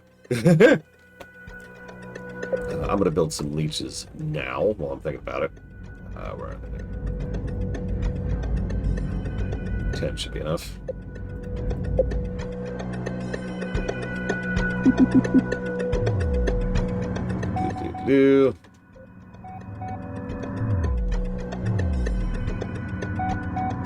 I mean, yeah, it'd be really bad if it ever hit planetside. Honestly, though, that's a little bit of a hand wave, because let's be real, the reason they ever hit planetside is because this is a space game. Like, logically speaking, the beast should probably beeline the nearest settlement as soon as it can. You know, habitable, so you know what I mean. Yeah, there's no planet stages. If there were, we need to bombard this world with an atmospheric deprivation weapon. Why wouldn't that be a twist?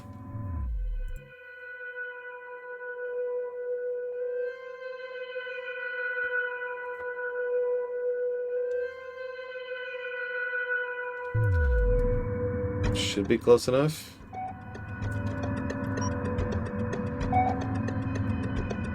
Fire.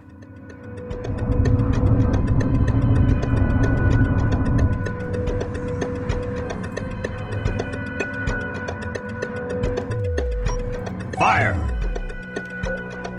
I'm gonna send a ship just so we can watch the shot. Yeah, fire in the hole!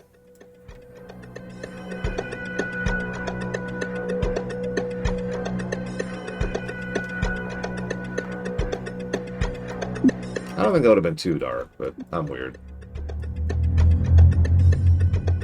We were not counting on the Klisan having such a large escort fleet.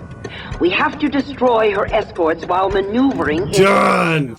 to fire the cannon on the Klisan. Remember? Wait. To take only one shot when the target is in the 50% range band. What? We need the Klisan. What? What? How did that do nothing to anything?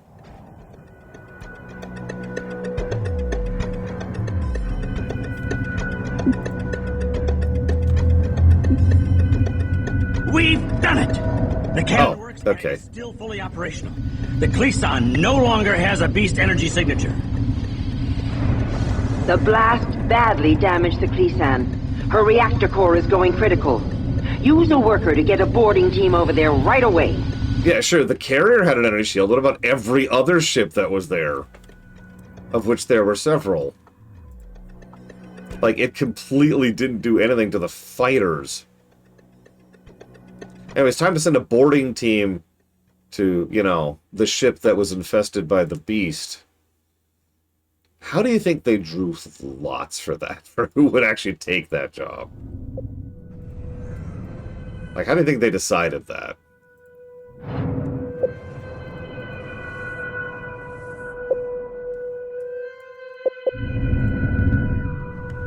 I need another leech now.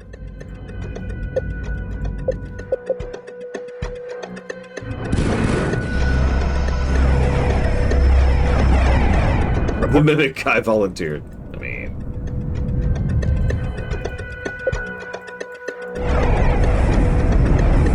let's just absolutely obliterate everything instantly because we have way too much firepower. Command ship is under attack. So yeah, here's our Dreadnought. I can finally show this thing off. So the Dreadnought has multiple missile launchers, an ion, and and the turrets. 4 turrets, an ion that rotates, by the way, and tons of missile launchers. The Dreadnought is stupid. The Dreadnought, like, technically has no real coverage from behind, but because of the flat nature, because of the fact that it has guns top and bottom, and because of the fact that it has...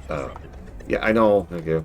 And because of the fact that it has the missiles, there's no real weak spot on a Dreadnought. It's just death. Yeah, we just lost a bunch of workers. It's fine. It's whatever. It's whatever. Command ship is under attack. There we go.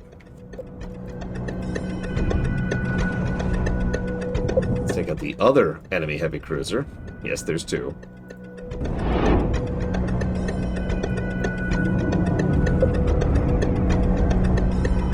Did I lose? I did.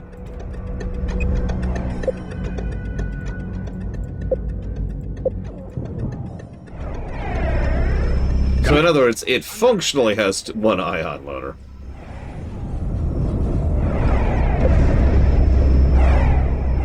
Repairs underway. Oh, dude, a fully ranked up Dreadnought is insane. It is fast, maneuverable, fires very quickly, and just kind of destroys whatever's in front of it.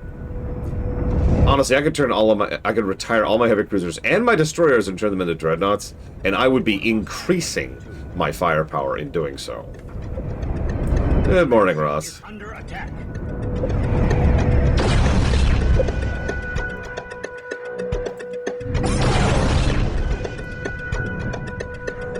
Oh, the Kunlun. I mean, yeah. What's my Kunlun up to? Rank 4? I think you're right, Loner. Okay, there's our last third, by the way. Third heavy cruiser. Yeah, they brought some firepower for this fleet. Command ship is under attack. Just slugging through their frigates, inch by inch. Did they? Yeah, they did. No, this is a 2000s RTS, and it shows, Ross. If anything, if it makes you feel better, the gameplay score is scoring them out better than I thought it would be. But, you know, here we are. Command ship is under attack.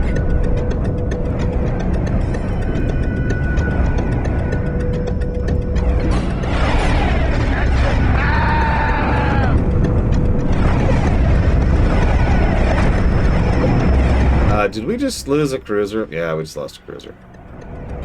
Report of hostiles by Group 2. Okay, I can work with that. Give me a Dreadnought instead, please.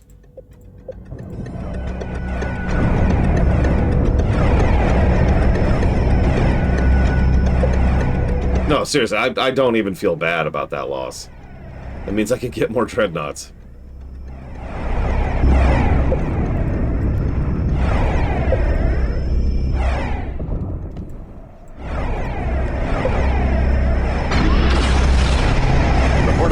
By Group 2. Once their last cruiser goes down, we should be fine. I honestly sort of expected to lose some ships here. Whoops, don't attack the Cleason.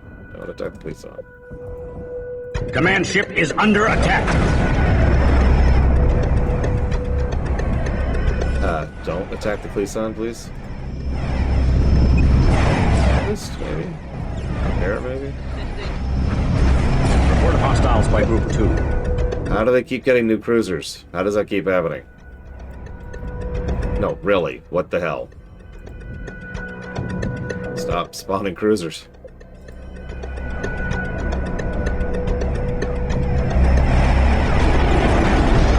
Capital ship away. There's our new Dreadnought. Yeah, it's probably literally spawning. Hear that? Well, no, the carrier can't. Literally cannot. There's another cruiser. Instantly, the moment I took care of the previous one, a new one spawns up. Let's try to take care of the carrier.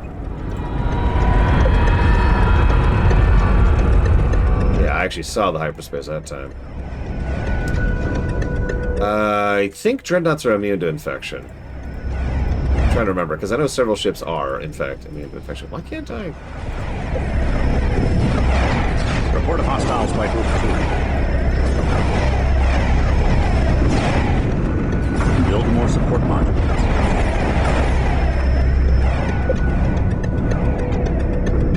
Okay. Let's take out that carrier.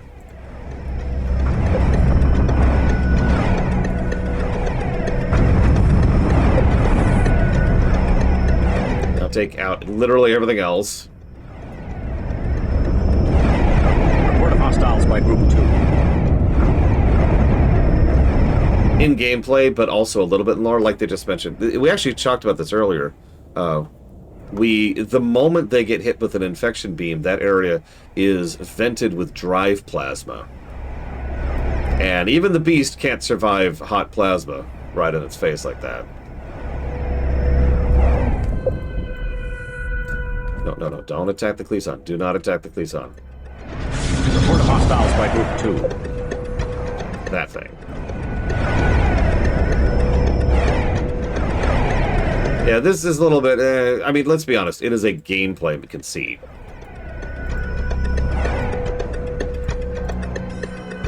Why can't I dock with the Cleason?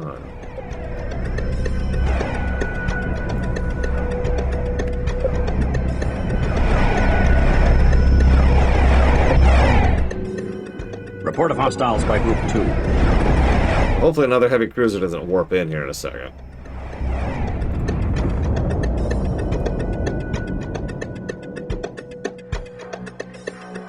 Okay. Cool. Why can't I dock with the Cleason?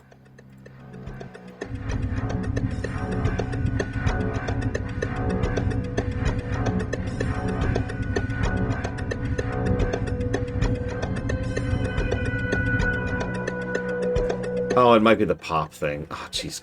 Game. Hang on.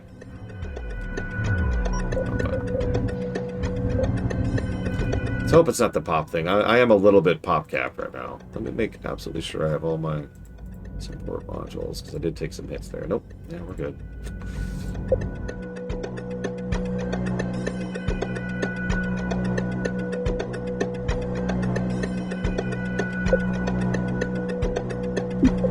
There we go.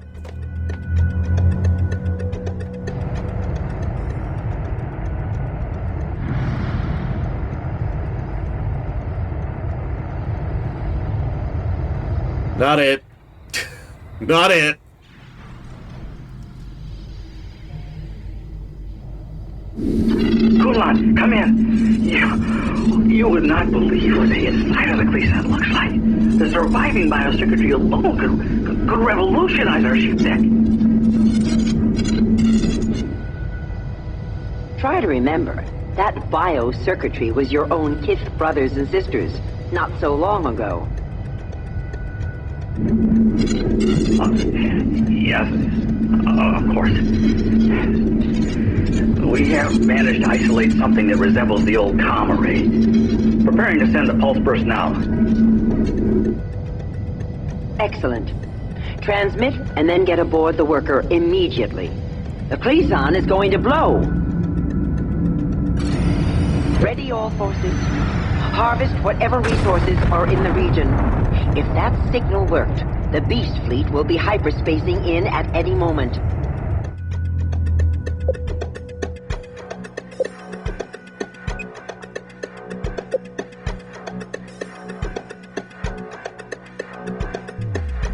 I don't remember where they come in at.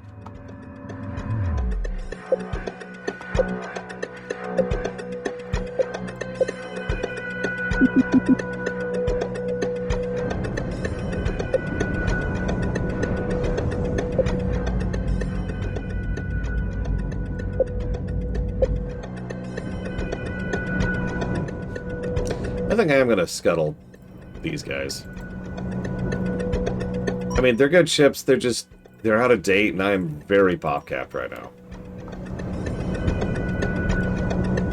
Destroyer destroyed. That's the end of this one.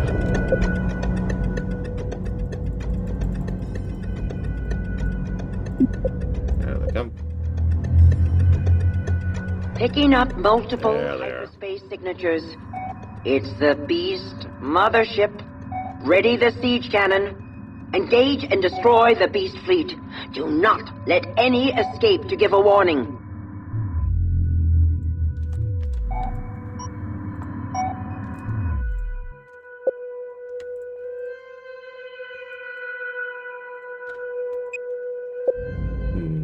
A dreadnought takes what? 80? I think that is. God, that's hard to read. It looks like an 80. So I need 36. I need to lose 19. I need to lose 19 population to build another dreadnought. How much does the destroyer take? 38.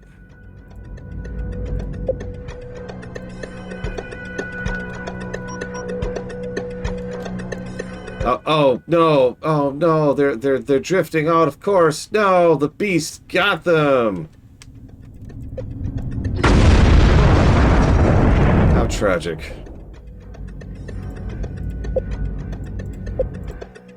You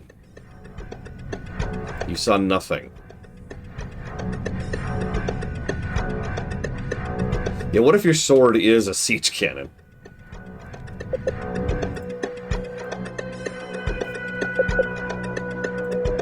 Yeah, it's in most missions like these, they don't actually do that. That's just there for the narrative. Here they come.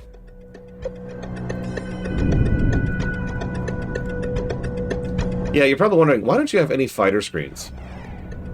Between the missiles and the fast-tracking ions, you kind of don't need screens at a certain point in this game. Report of hostiles by group. I like to think in lore that's what we did, Linerv. Like, I tried to retire, it wouldn't let me.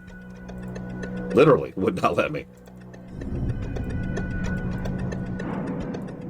So they're going to be hitting us with cruise missiles periodically here. Or trying to. That's not going to work out very well for them.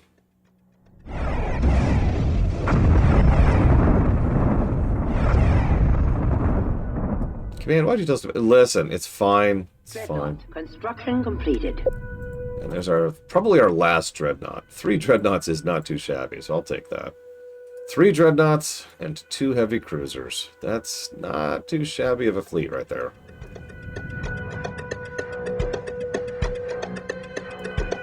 I know it looks like we have a smaller fleet, but no, trust me, our fleet power just went up, not down. What's...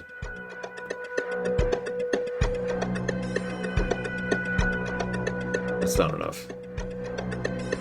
Yeah, we actually moved them from the destroyer to the dreadnought, so... You know, they're probably happier. Your stakes cannot harm me. I got a rocket launcher. You what? No, I just did the math in my head, Loke. A destroyer's 38, and we have 415. We need to get down to Command ship is under attack. 364. Hostiles by group 2. I don't think it's possible to get that far down without losing workers at this point. Which we can do. I'm actually very tempted by doing that. In fact, how much does a worker take? That's a good question.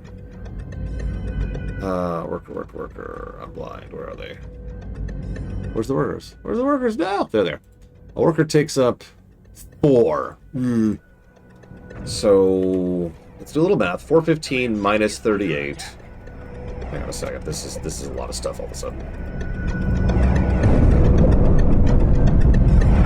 Is 77. So I would need another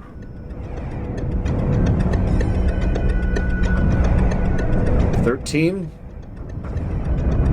So if I retire 4 workers, I should be, and the destroyer, Ship is under attack. I should be able to do it actually. Could you like stop? Stop. I always forget stop is called cancel in this game.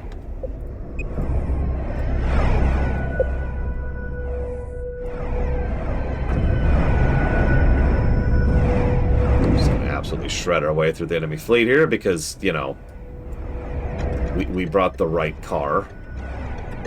Command ship is under attack.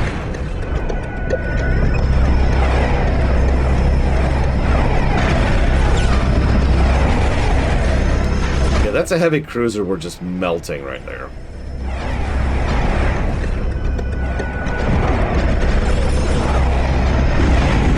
Goodbye.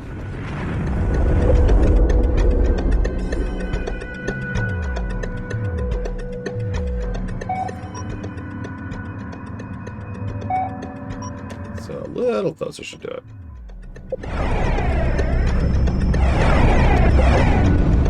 Of course, they're all the way out here. No, I remember, Loner, because I remember last time. Yeah, the siege cannon, it probably deserves a negative. It's plot critical and mission critical. You can't progress several missions without it. And anything interrupts. Anything that it intersects with interrupts the shot. I still have a highlight somewhere on my Twitch channel of me shooting it hitting a fighter right on my face and destroying my fleet.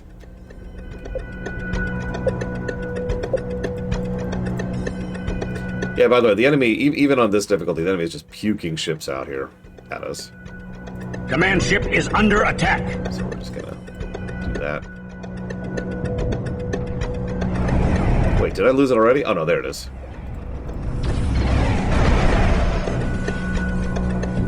So what did I say? 4, 8, 12, 64. I need to lose 4 of these guys. You 4, go retire.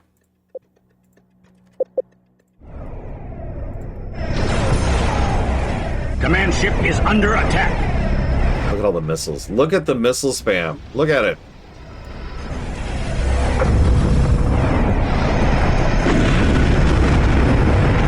I was surprised. I didn't understand what happened at first. I was just like, da da da da. Why did it blow up on my face? I thought it was a bug. I mean, technically it is a bug, but like, I thought just the shot failed. Yes, they're still spitting ships out at me, by the way, and there's another cruiser coming.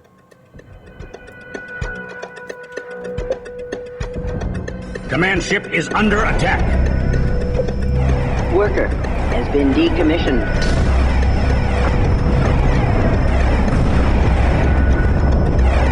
Report of hostiles by Group 1.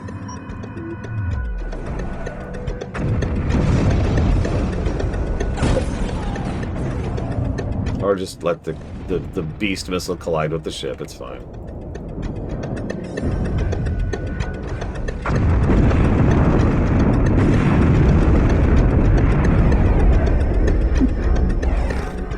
Look, Mr. Ed, we're just that good. We are that practiced. That's what it is.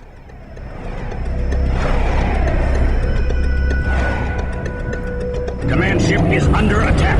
Report of hostiles by Group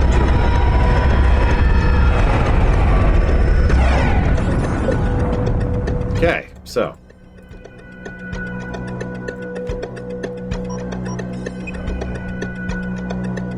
Yeah, considering the firepower we're shooting, yeah, they probably literally melted.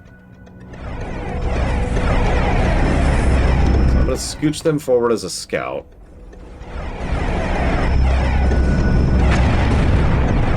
I mean, losing the heavy cruisers would suck, but at the end of the day, I can always make more dreadnoughts, so it's not the end of the world.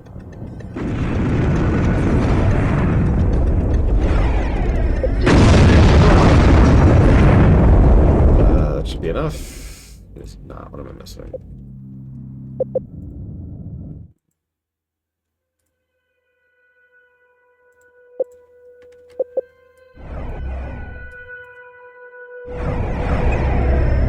Let this fire, please.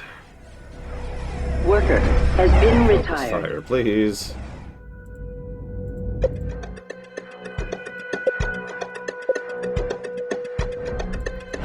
Worker has been decommissioned. You know what? Hang on. There we go.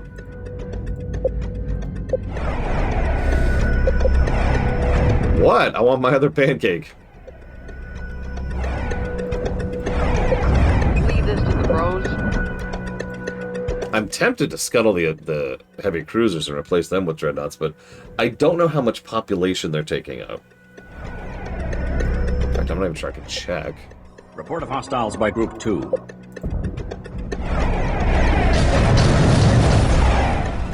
Listen, I love pancakes, okay?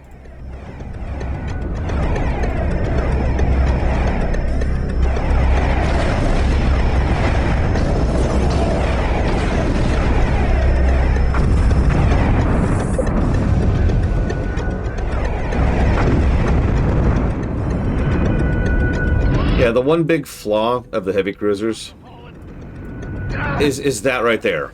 Thank you for that amazing timing. I have lost my heavy cruisers. Repairs underway. So, right, yeah. Report of hostiles by Group 2. They got infected. I was literally in mid-sentence of saying the biggest flaw of the heavy cruisers is they have no beast defense.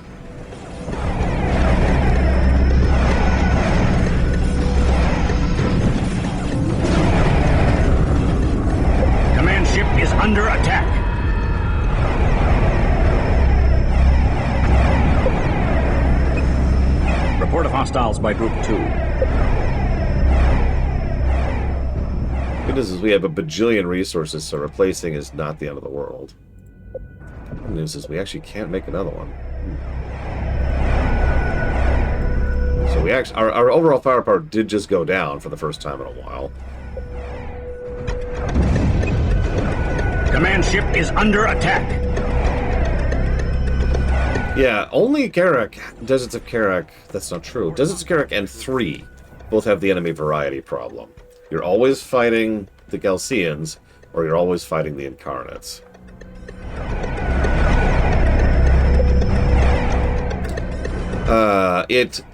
It infects them and then turns them against us, Blade Duval. Yeah, I probably should have done that, Kitsabine.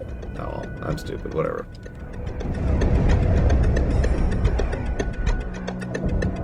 In 2, you're always fighting the Vaegir, yeah. So that means there's only 2 Homeworld games where we have variety of enemies, and this is one of them. No, I just didn't think about it, Kitsabine. Although, admittedly, I was kind of stunned by the timing. Just the hilarious timing there of like, hey, by the way, I should be in range, but I don't want to fire with all this crap in the way. Report of hostiles by Group 2. Command ship is under attack. Assisting.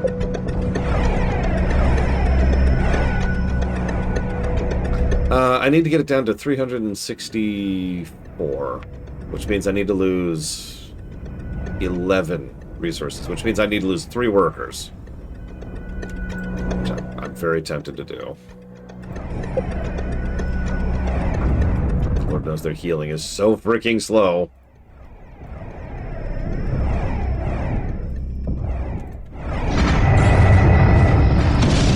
Research to speed up healing? There is not, of course. I don't mind even asking now.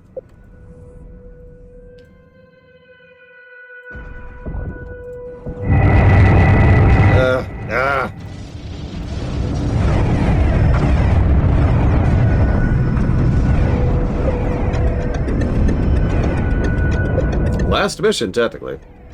Though I only started building in this mission. Or 2 missions ago and last mission, respectively, one of the 2.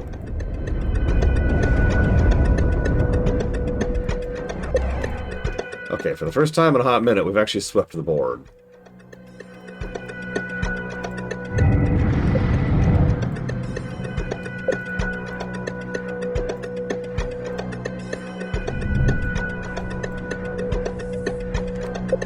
And here's some new enemy ships. Like I said, they just puke out ships. And there's another cruiser. I think it is Dakota. Under attack. I'm pretty sure it was. Let's get rid of these drones. Like you do. Worker has been retired. Yeah, go home. Have a nice, comfortable life, worker. Also, we've got an opening on a dreadnought, if you want a new job.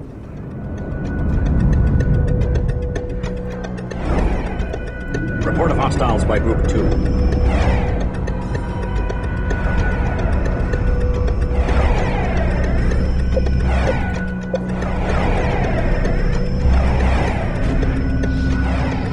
Command ship is under attack. Come on. Quick clear, quick clear. There we go. What is wall F9? Let's take out the cruiser first, then we'll switch. Report of hostiles by Group 2.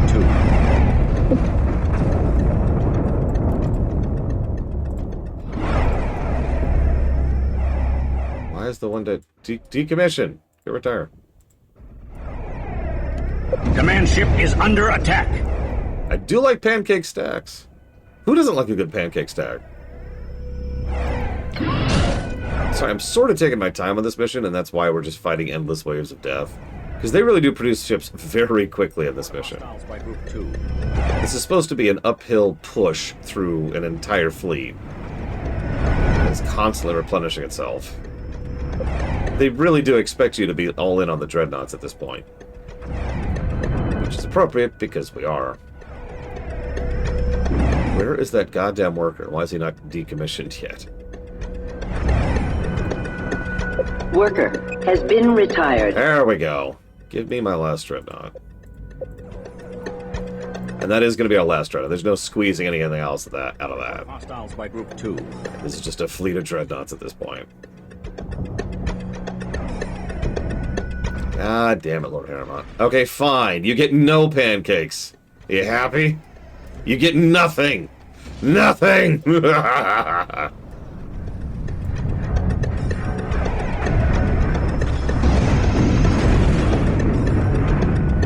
comes the next heavy cruiser.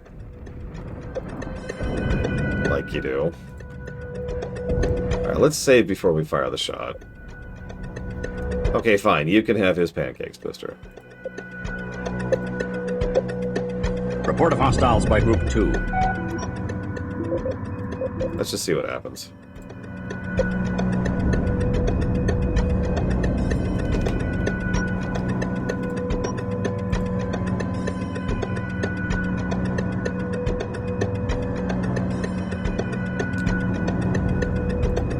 Only thing I don't like about the dreadnoughts, they are big, bulky, slow ships, which I suppose you'd imagine. That's no different from fielding a bunch of heavy cruisers, so nothing's really changed. Dreadnought, construction completed.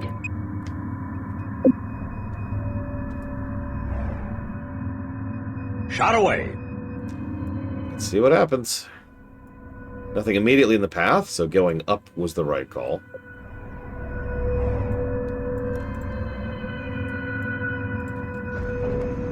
Let's actually do this. No. That.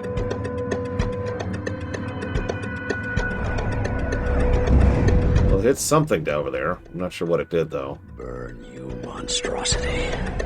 Burn. God, he sounds so angry. I mean, I don't blame him. It's just, oof.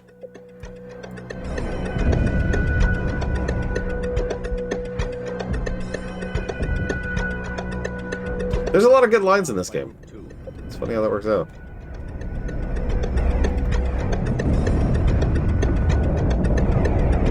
Yeah, we're gonna bring frigates in. Why? Well, I mean, what else have we got? What do they got? 5 dreadnoughts. What? Yeah, exactly, Act. When the AI bubble finally dies, like finishes bursting, that's gonna be me. Burn, you monster. Burn.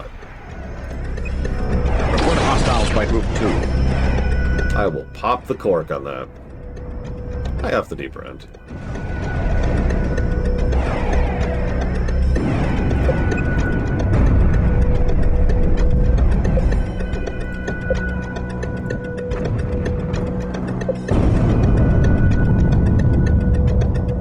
Until our next shot.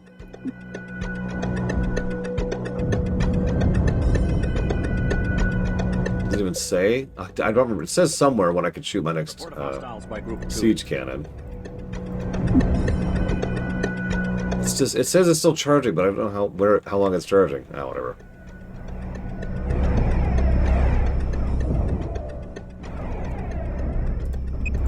Would you believe I actually could tell you about the logistics of the AI bubble, but it's so deliberately convoluted. I would need to sit down with like paper and math and notes to really convey it, because it's so stupid. Alright, let's start scooching forward.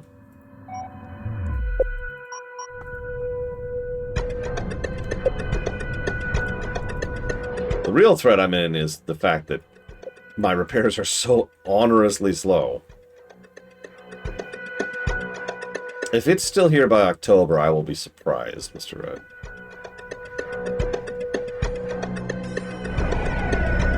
Enjoy missile death. And every other kind of death we have. We got a bunch of death. That's what I'm trying to say.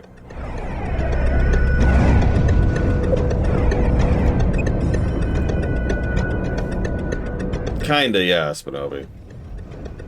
Report of hostiles by Group 2. Yeah, I'm not sure either, honestly, Dakota.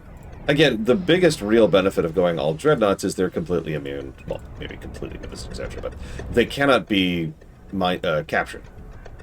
They cannot be beasted. It's like the big advantage there.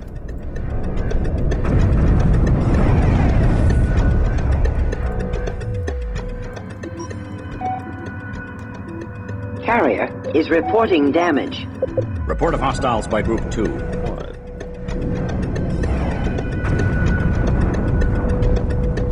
I don't know, someday I might try an all-destroyer setup, see if that's more overall firepower. I've actually seen a lot of people debate fleet composition in Cataclysm specifically.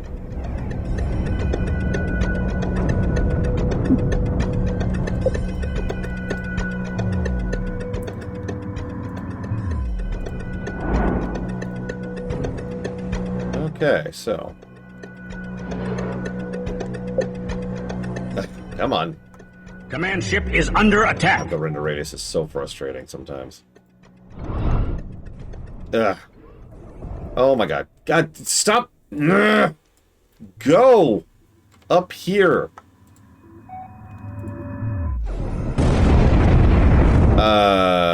Hmm.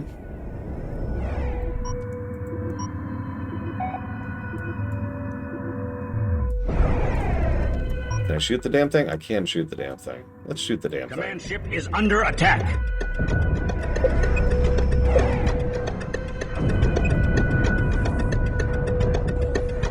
It is gone off the deeper end, but yeah, I've gone fully in depth into the layers of real estate and bonding schemes that have been pushing the AI bubble for a couple of years now. Yeah, I see it, Kitsubine. That one ramming fragment, he is so determined. He wants it. Command ship is under attack.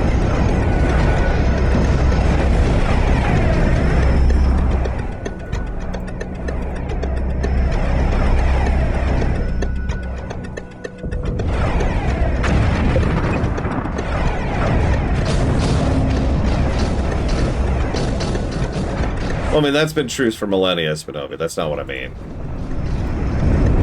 There's a whole lot of weirdness with AI. I keep getting shoved out of position. This is kind of wild. Over there. I'll kill the rest of it. I'm still trying to fire the shot, because these ramming frigates keep pushing me out of position. It's kind of funny. I really hope it won't be bailed out, but you can't predict what the current administration is going to do. Because everything they do is just a distraction from the last thing they did. That's not even a joke at this point, it's just the strategy. Leave this to the pros. Command ship is under attack. Okay, we're tilting. We're tilting. We're a little closer than I'd like to be for this, but, you know, this is bad, is what this is.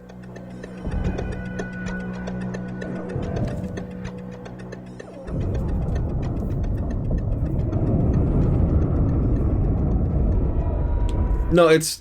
Oh, god damn, it's been over. It's just... I've talked about this so much, and I'm not joking when I say I would need my notes to explain. Because there's so much stupidity. Ship is under attack. And I don't have notes handy, because I took them earlier and then deleted them, as I often do for my notes. Could you kill quicker? Okay, bare bones summary. Hang on. Let's pause Cataclysm. Nobody wants to talk about Cataclysm. Give me a second.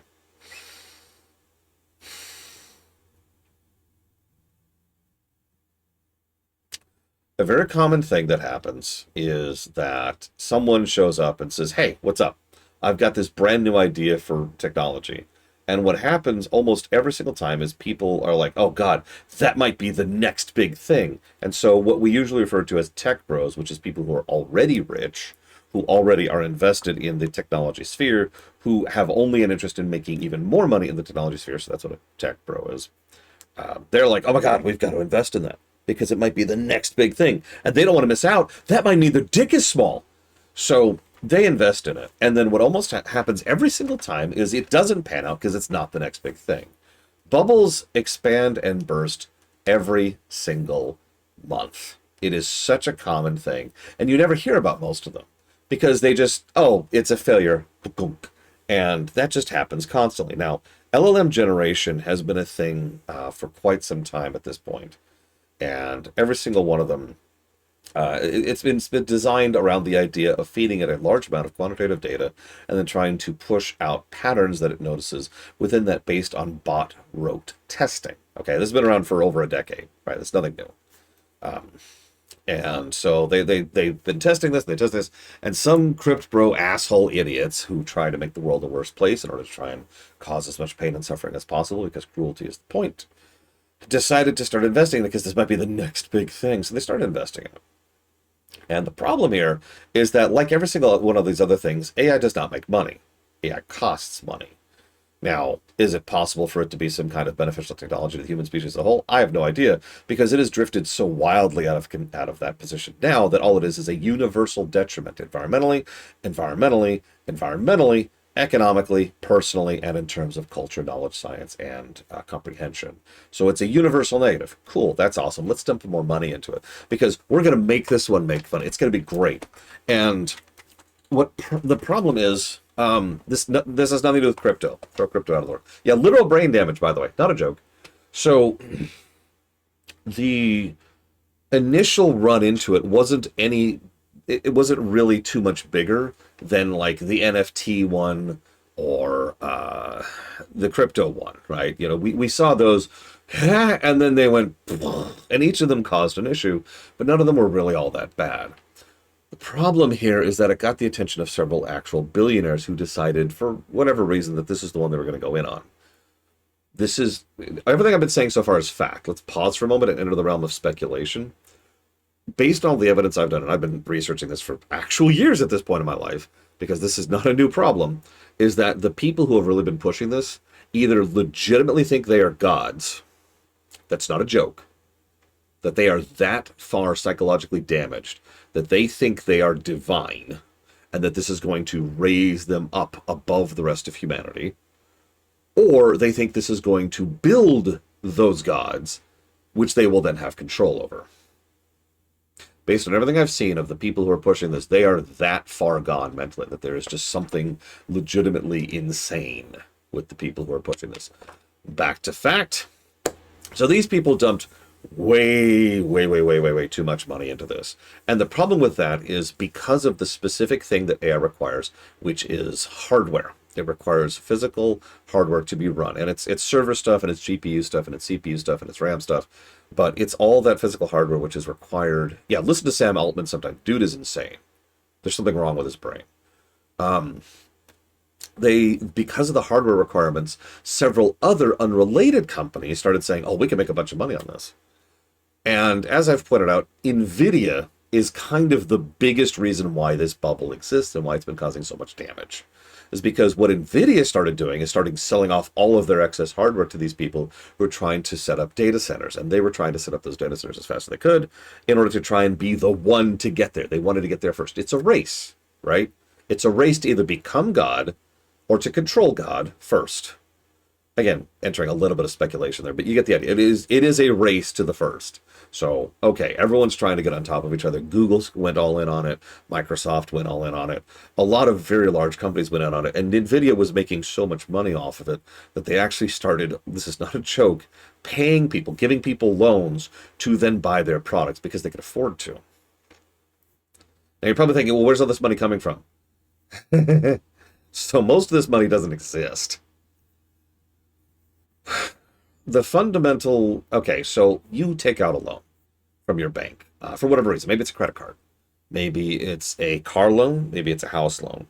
That debt now exists there. Okay, so you now have this debt. You are one person. That bank that gave you that loan probably has a few tens or hundreds of thousands of customers, many of whom also have other loans to some extent or another. That's a lot of money floating around. And most banks constantly float a lot of the various debt that individual people like you and me have in order to use that to interact on the higher tier. You with me?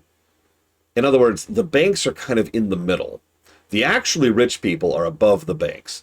Most normal people are below the banks. Both people use the money in the banks. You with me? So we All of our debt exists within the bank sphere here.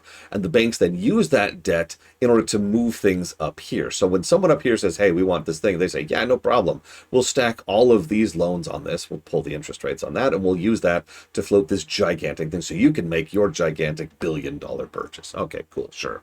And this is common. This is how banks operate. So a lot of banks are willing to float a lot of very large loans because banks are gamblers by default. That's what they do. That is how they make money, is they gamble on something that might be a return on investment. And when it isn't, it's okay, because they'll either get bailed out by the government, or they will just be able to pull in the loans from the people below them. If you're paying attention to that, that means 100% of the time we pay the bill. Because bailouts from the government comes from tax monies, which comes from us. Or it's from our loans, so our debts, which come from us. Literally 100% of this comes from us. Moving on. Once again, we're still in the realm of fact.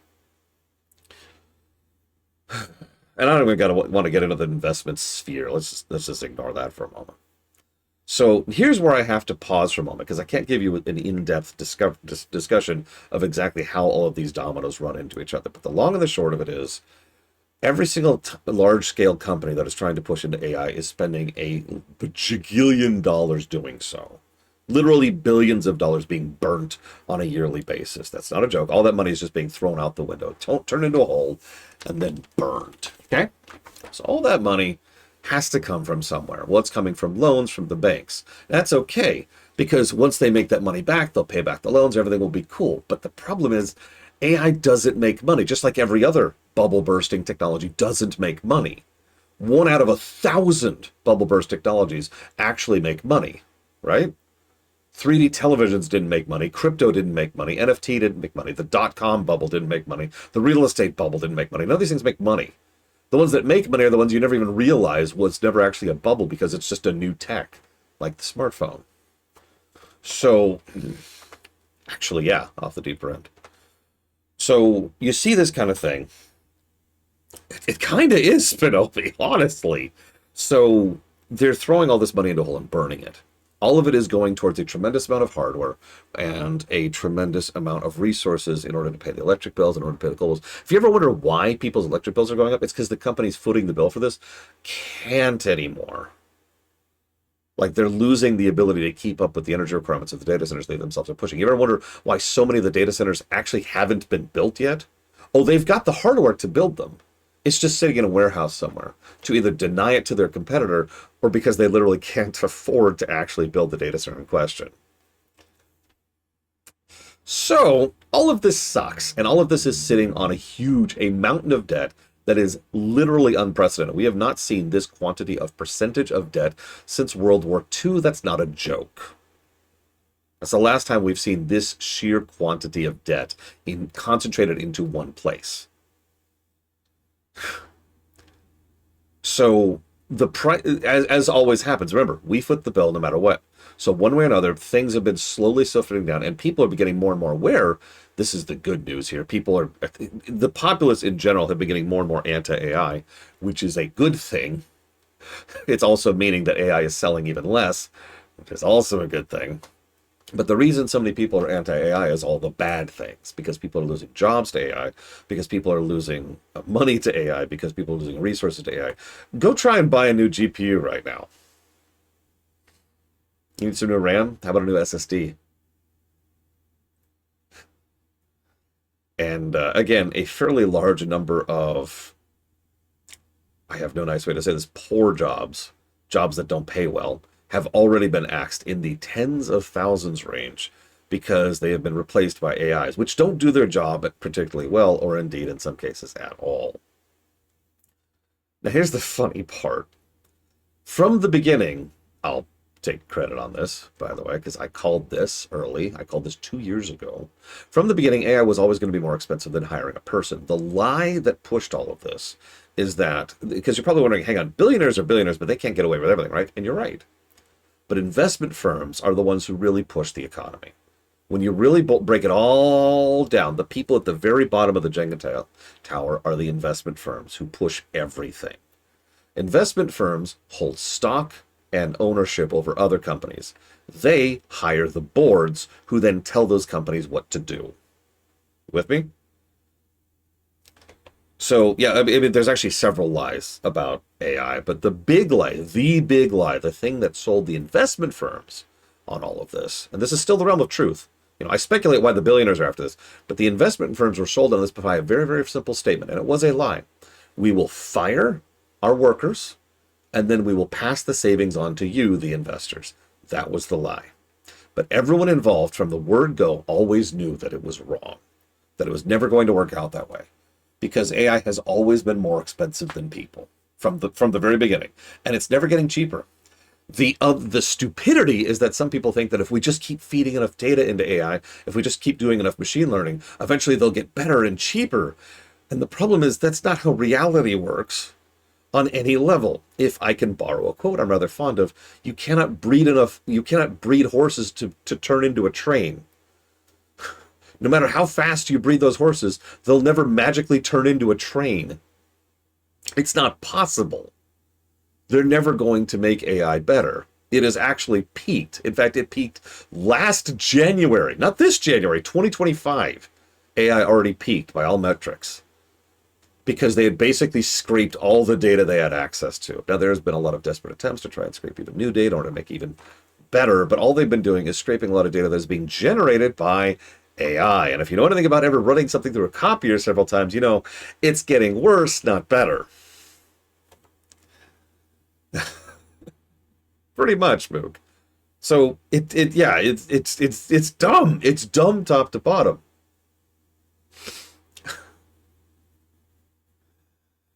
Yeah, we have data incest going on, and I'm not even covering. There's so many things this is causing problems with.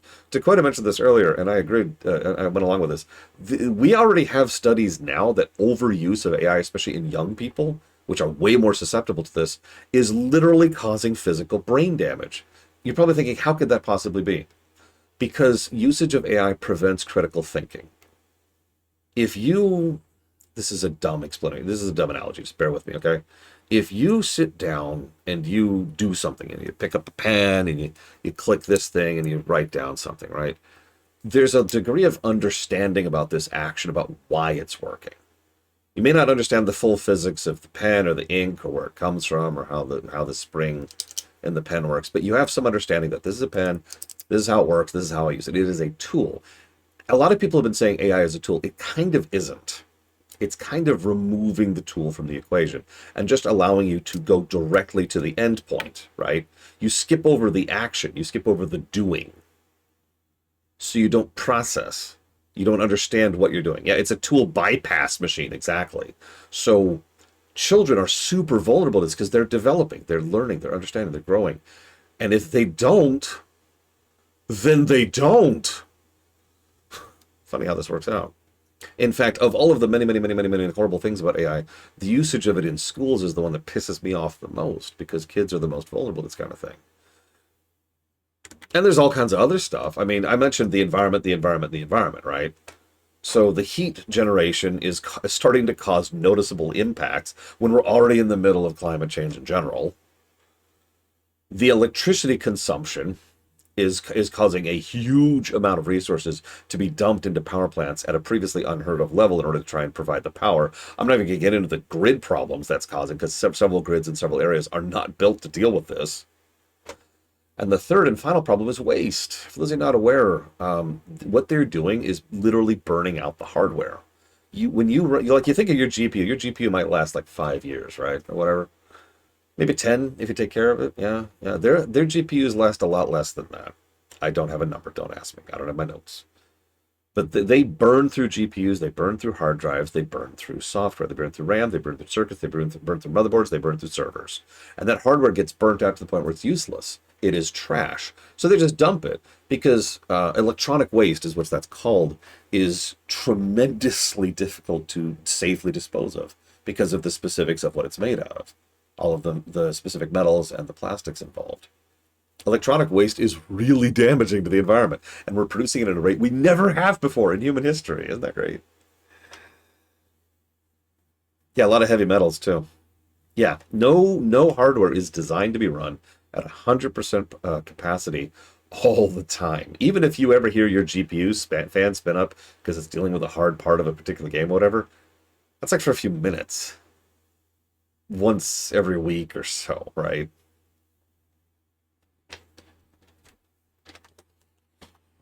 Oh yeah, also sound pollution. That is true. That's another thing. If anybody who's ever lived in a town that has one of these functional data centers, these things are awful to live near. These things have been causing legitimate pain and difficulty to people and who are having trouble sleeping as a consequence of this. But anyways, I hope that's a bit a sufficient summary of what's going on, because it's bad. The only good news, because there is good news. I don't want to be all doom and gloom. I don't. But there is some good news. And the good news is most of the big players have finally woken up to reality pretty much this year and been like, oh, shoot, this isn't going to work. They're not doing it because of all the horrible damage it's doing to people, or the fact that we've got metaphorical coal mines, or the environmental damage, or the brain. Nobody cares about any of that. But it is losing money at an unprecedented rate. So, yeah, Microsoft is funny because there's this concept I call corporate momentum, which is exactly what it sounds like. It's when one asshole in a suit decides they're going to do something, they have enough sway within the company in order to push that through, and it takes a while to go down the pipeline and then finally be implemented. Once it's finally, everyone at every step here knows it's going to fail and be flopped, but once it finally gets implemented, everyone's like, yay, we have to all act like this is a big thing, yay. Okay, it died. Because everyone knew it was going to die. Google Stadia. Seriously, you ever want a textbook example of corporate momentum? Look up Google Stadia, because everyone knew that was going to fail like a month into them beginning the project, but corporate momentum, right? So Microsoft, who I've been following closely because I have a personal investment in them thanks to WoW, thanks to Blizzard, Microsoft was actually kind of mid-tier in adopting, and it was all because of one bitch, forgive my language, but she is a horrible human being, who was like, yeah, and she really pushed for the AI thing because she'd lost money on it, was trying to recoup her money. And then they were like all in, and they've like, I don't know, 3-4 months after that, they're like, this isn't going to work. And so Microsoft was all in on AI and is already on its way back out. They were pretty much the fastest turn on. No, this is before that act. I can never remember her damn name. It's not the new Xbox head. New Xbox head is just a moron who is probably just a mouthpiece. She's a chainsaw manager. I suspected she was brought in to basically axe the Microsoft gaming division. And so far I haven't been proven wrong about that. Anyways. So yeah. And Microsoft is on its way out. Thankfully. Good news. Google hasn't figured that out yet. There's a new Google search thing, which is all AI all the time. You can bypass it, by the way, if you want to know how. Just check my Discord. I share information on that. But if you're interested, I predict maybe 3 or so months, tops, before that new Google AI thing just kind of quietly goes away, because it's never going to last. That's the problem. None of this pushing is working. And that's the one thing I take as the most positive sign of all of this. There have been just such a universal banding together of humanity against AI. It's great. Did you see the freaking Pope gave a speech that was anti-AI? The Catholic Pope, of all people, is like, you know. So Blue Bulb says, how close is the bubble to bursting? Every time I get asked that question, yeah, no kidding about it. Every time, well, quoting Gandalf, every time someone asks the when is the bubble bursting question, it makes me a bit sad, because the problem is we're kind of in unprecedented territory. We've literally never seen a bubble like this before in human history. There's never been one like this. Because the bubble burst, I can actually define the exact moment. It was last October is when the bubble burst. Boop. Several large-scale billionaires officially pulled out of AI, and several debts started being pulled back, and several people started defaulting. Several companies started going under, and all of the effects of the bubble bursting started happening last October. I can say that pretty definitively. But it's May, and that's the problem. Bubble bursting doesn't happen like this. in reality. It's a nice, long, slow thing. I mean, how many of you remember when the bubble burst on NFT? The answer is you don't, because it just kind of deflated like a wet balloon. That's where we're at. We are in mid-burst right now. Again, Microsoft pulling out as hard as they have been is yet another example of the bubble just kind of slowly deflating its way out. When Google finally pulls back out of it, we'll see it again. But yeah, again, we're a little bit unprecedented. We've never seen a bubble this big before, so it's getting harder and harder to predict, because honestly, I'm a little shocked it's still going. The good news is that you're not seeing any more debts or investments or loans being dumped into futures, or not futures, what's the word? Thing to back capital in order to produce more loans, in order to actually generate more resources for this. You notice several other companies who were like, yeah, we're gonna donate money to the AI bubble, have backed off of those agreements and are no longer doing so. Yeah, we're not seeing extensions. That's another one. That's a big thing. This is all good news. The bad news is this is going to suck for us, because remember, we foot the bill. Every single time, we foot the bill. That's how the world is designed to work. Not a fan of it, but it's just the truth. So, it's going to suck, and it's going to be financially damaging, but the AI is going to die. Most of the data centers will probably either be left to rot, or some people will try and fail to sell off all of their old hardware. Now, they will probably sell some of those hardware pieces to people who are, and I'm going to be as nice about this as I possibly can, stupid. Because no person with a functioning brain would ever buy used hardware from a data center that was used to power AI. Now, I know what you're thinking. Well, some of it might never have been used. And you're right. Do you know that?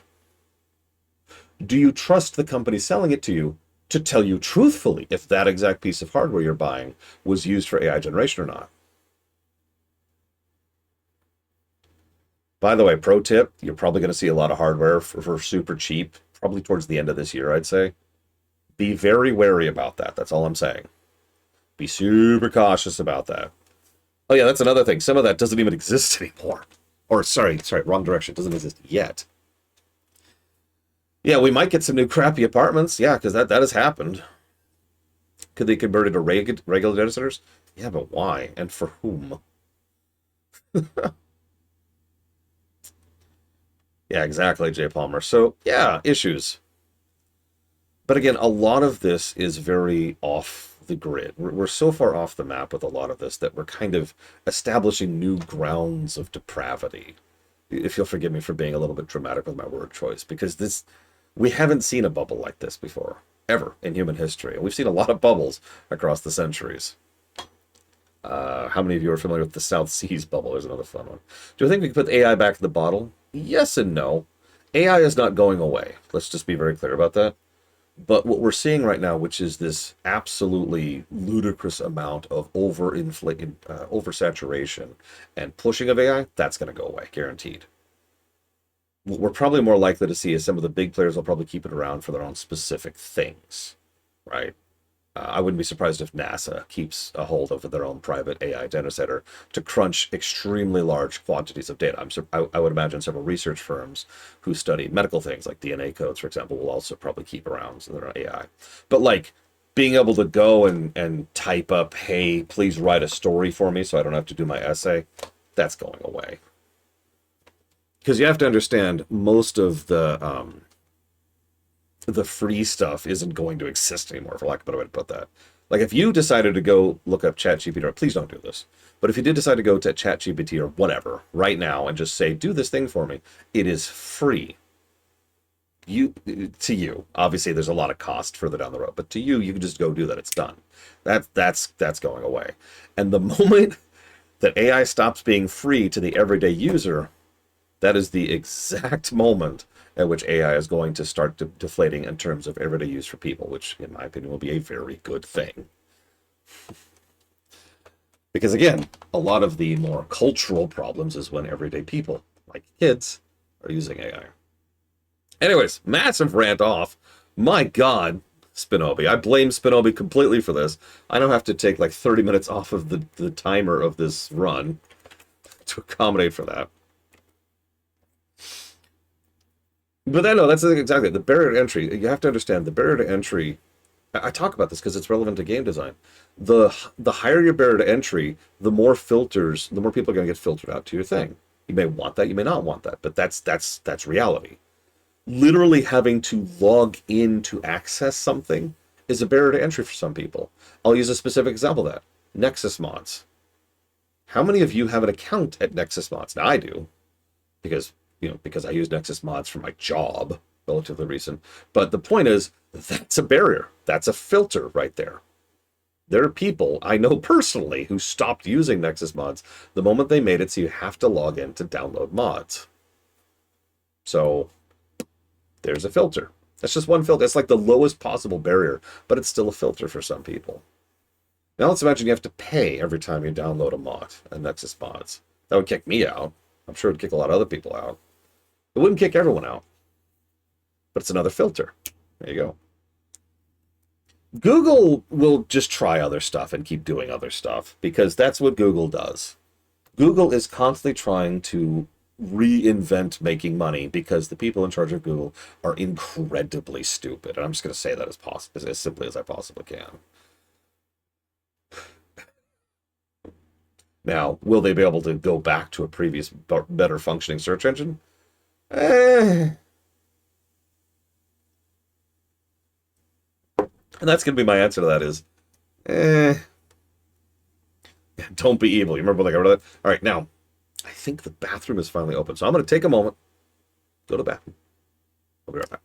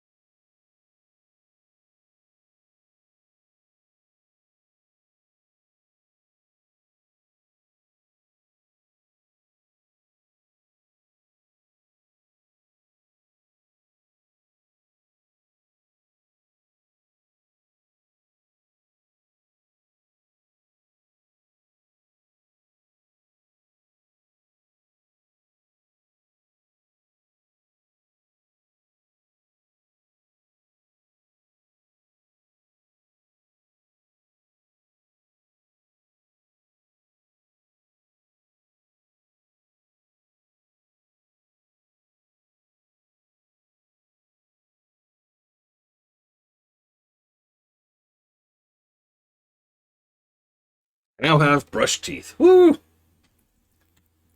Yeah, by the way, for those of you not aware, I actually do adjust the time of games I run to accommodate for things like me, pausing and talking for half an hour about AI. For anybody who's wondered about that, I noticed that I know not everyone knows about that. All right, so where the hell were we? Right. Uh-oh. Uh-oh. Uh-oh. Oh, that's great. Okay.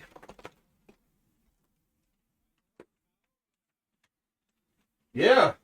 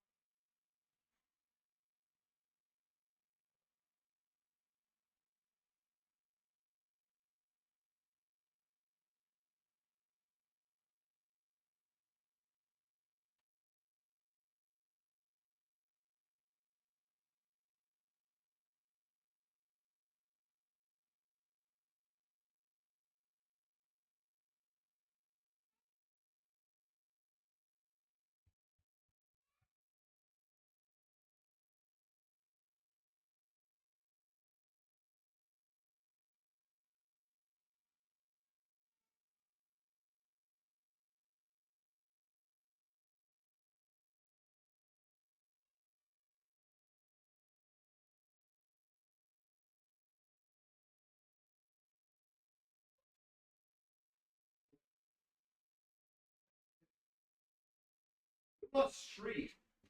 I wasn't sure at first because I've got a UPS and so, some of my stuff is still on. But we're out.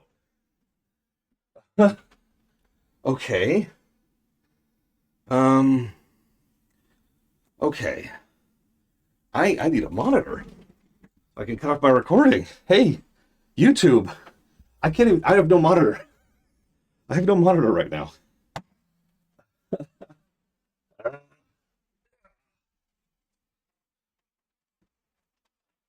Okay.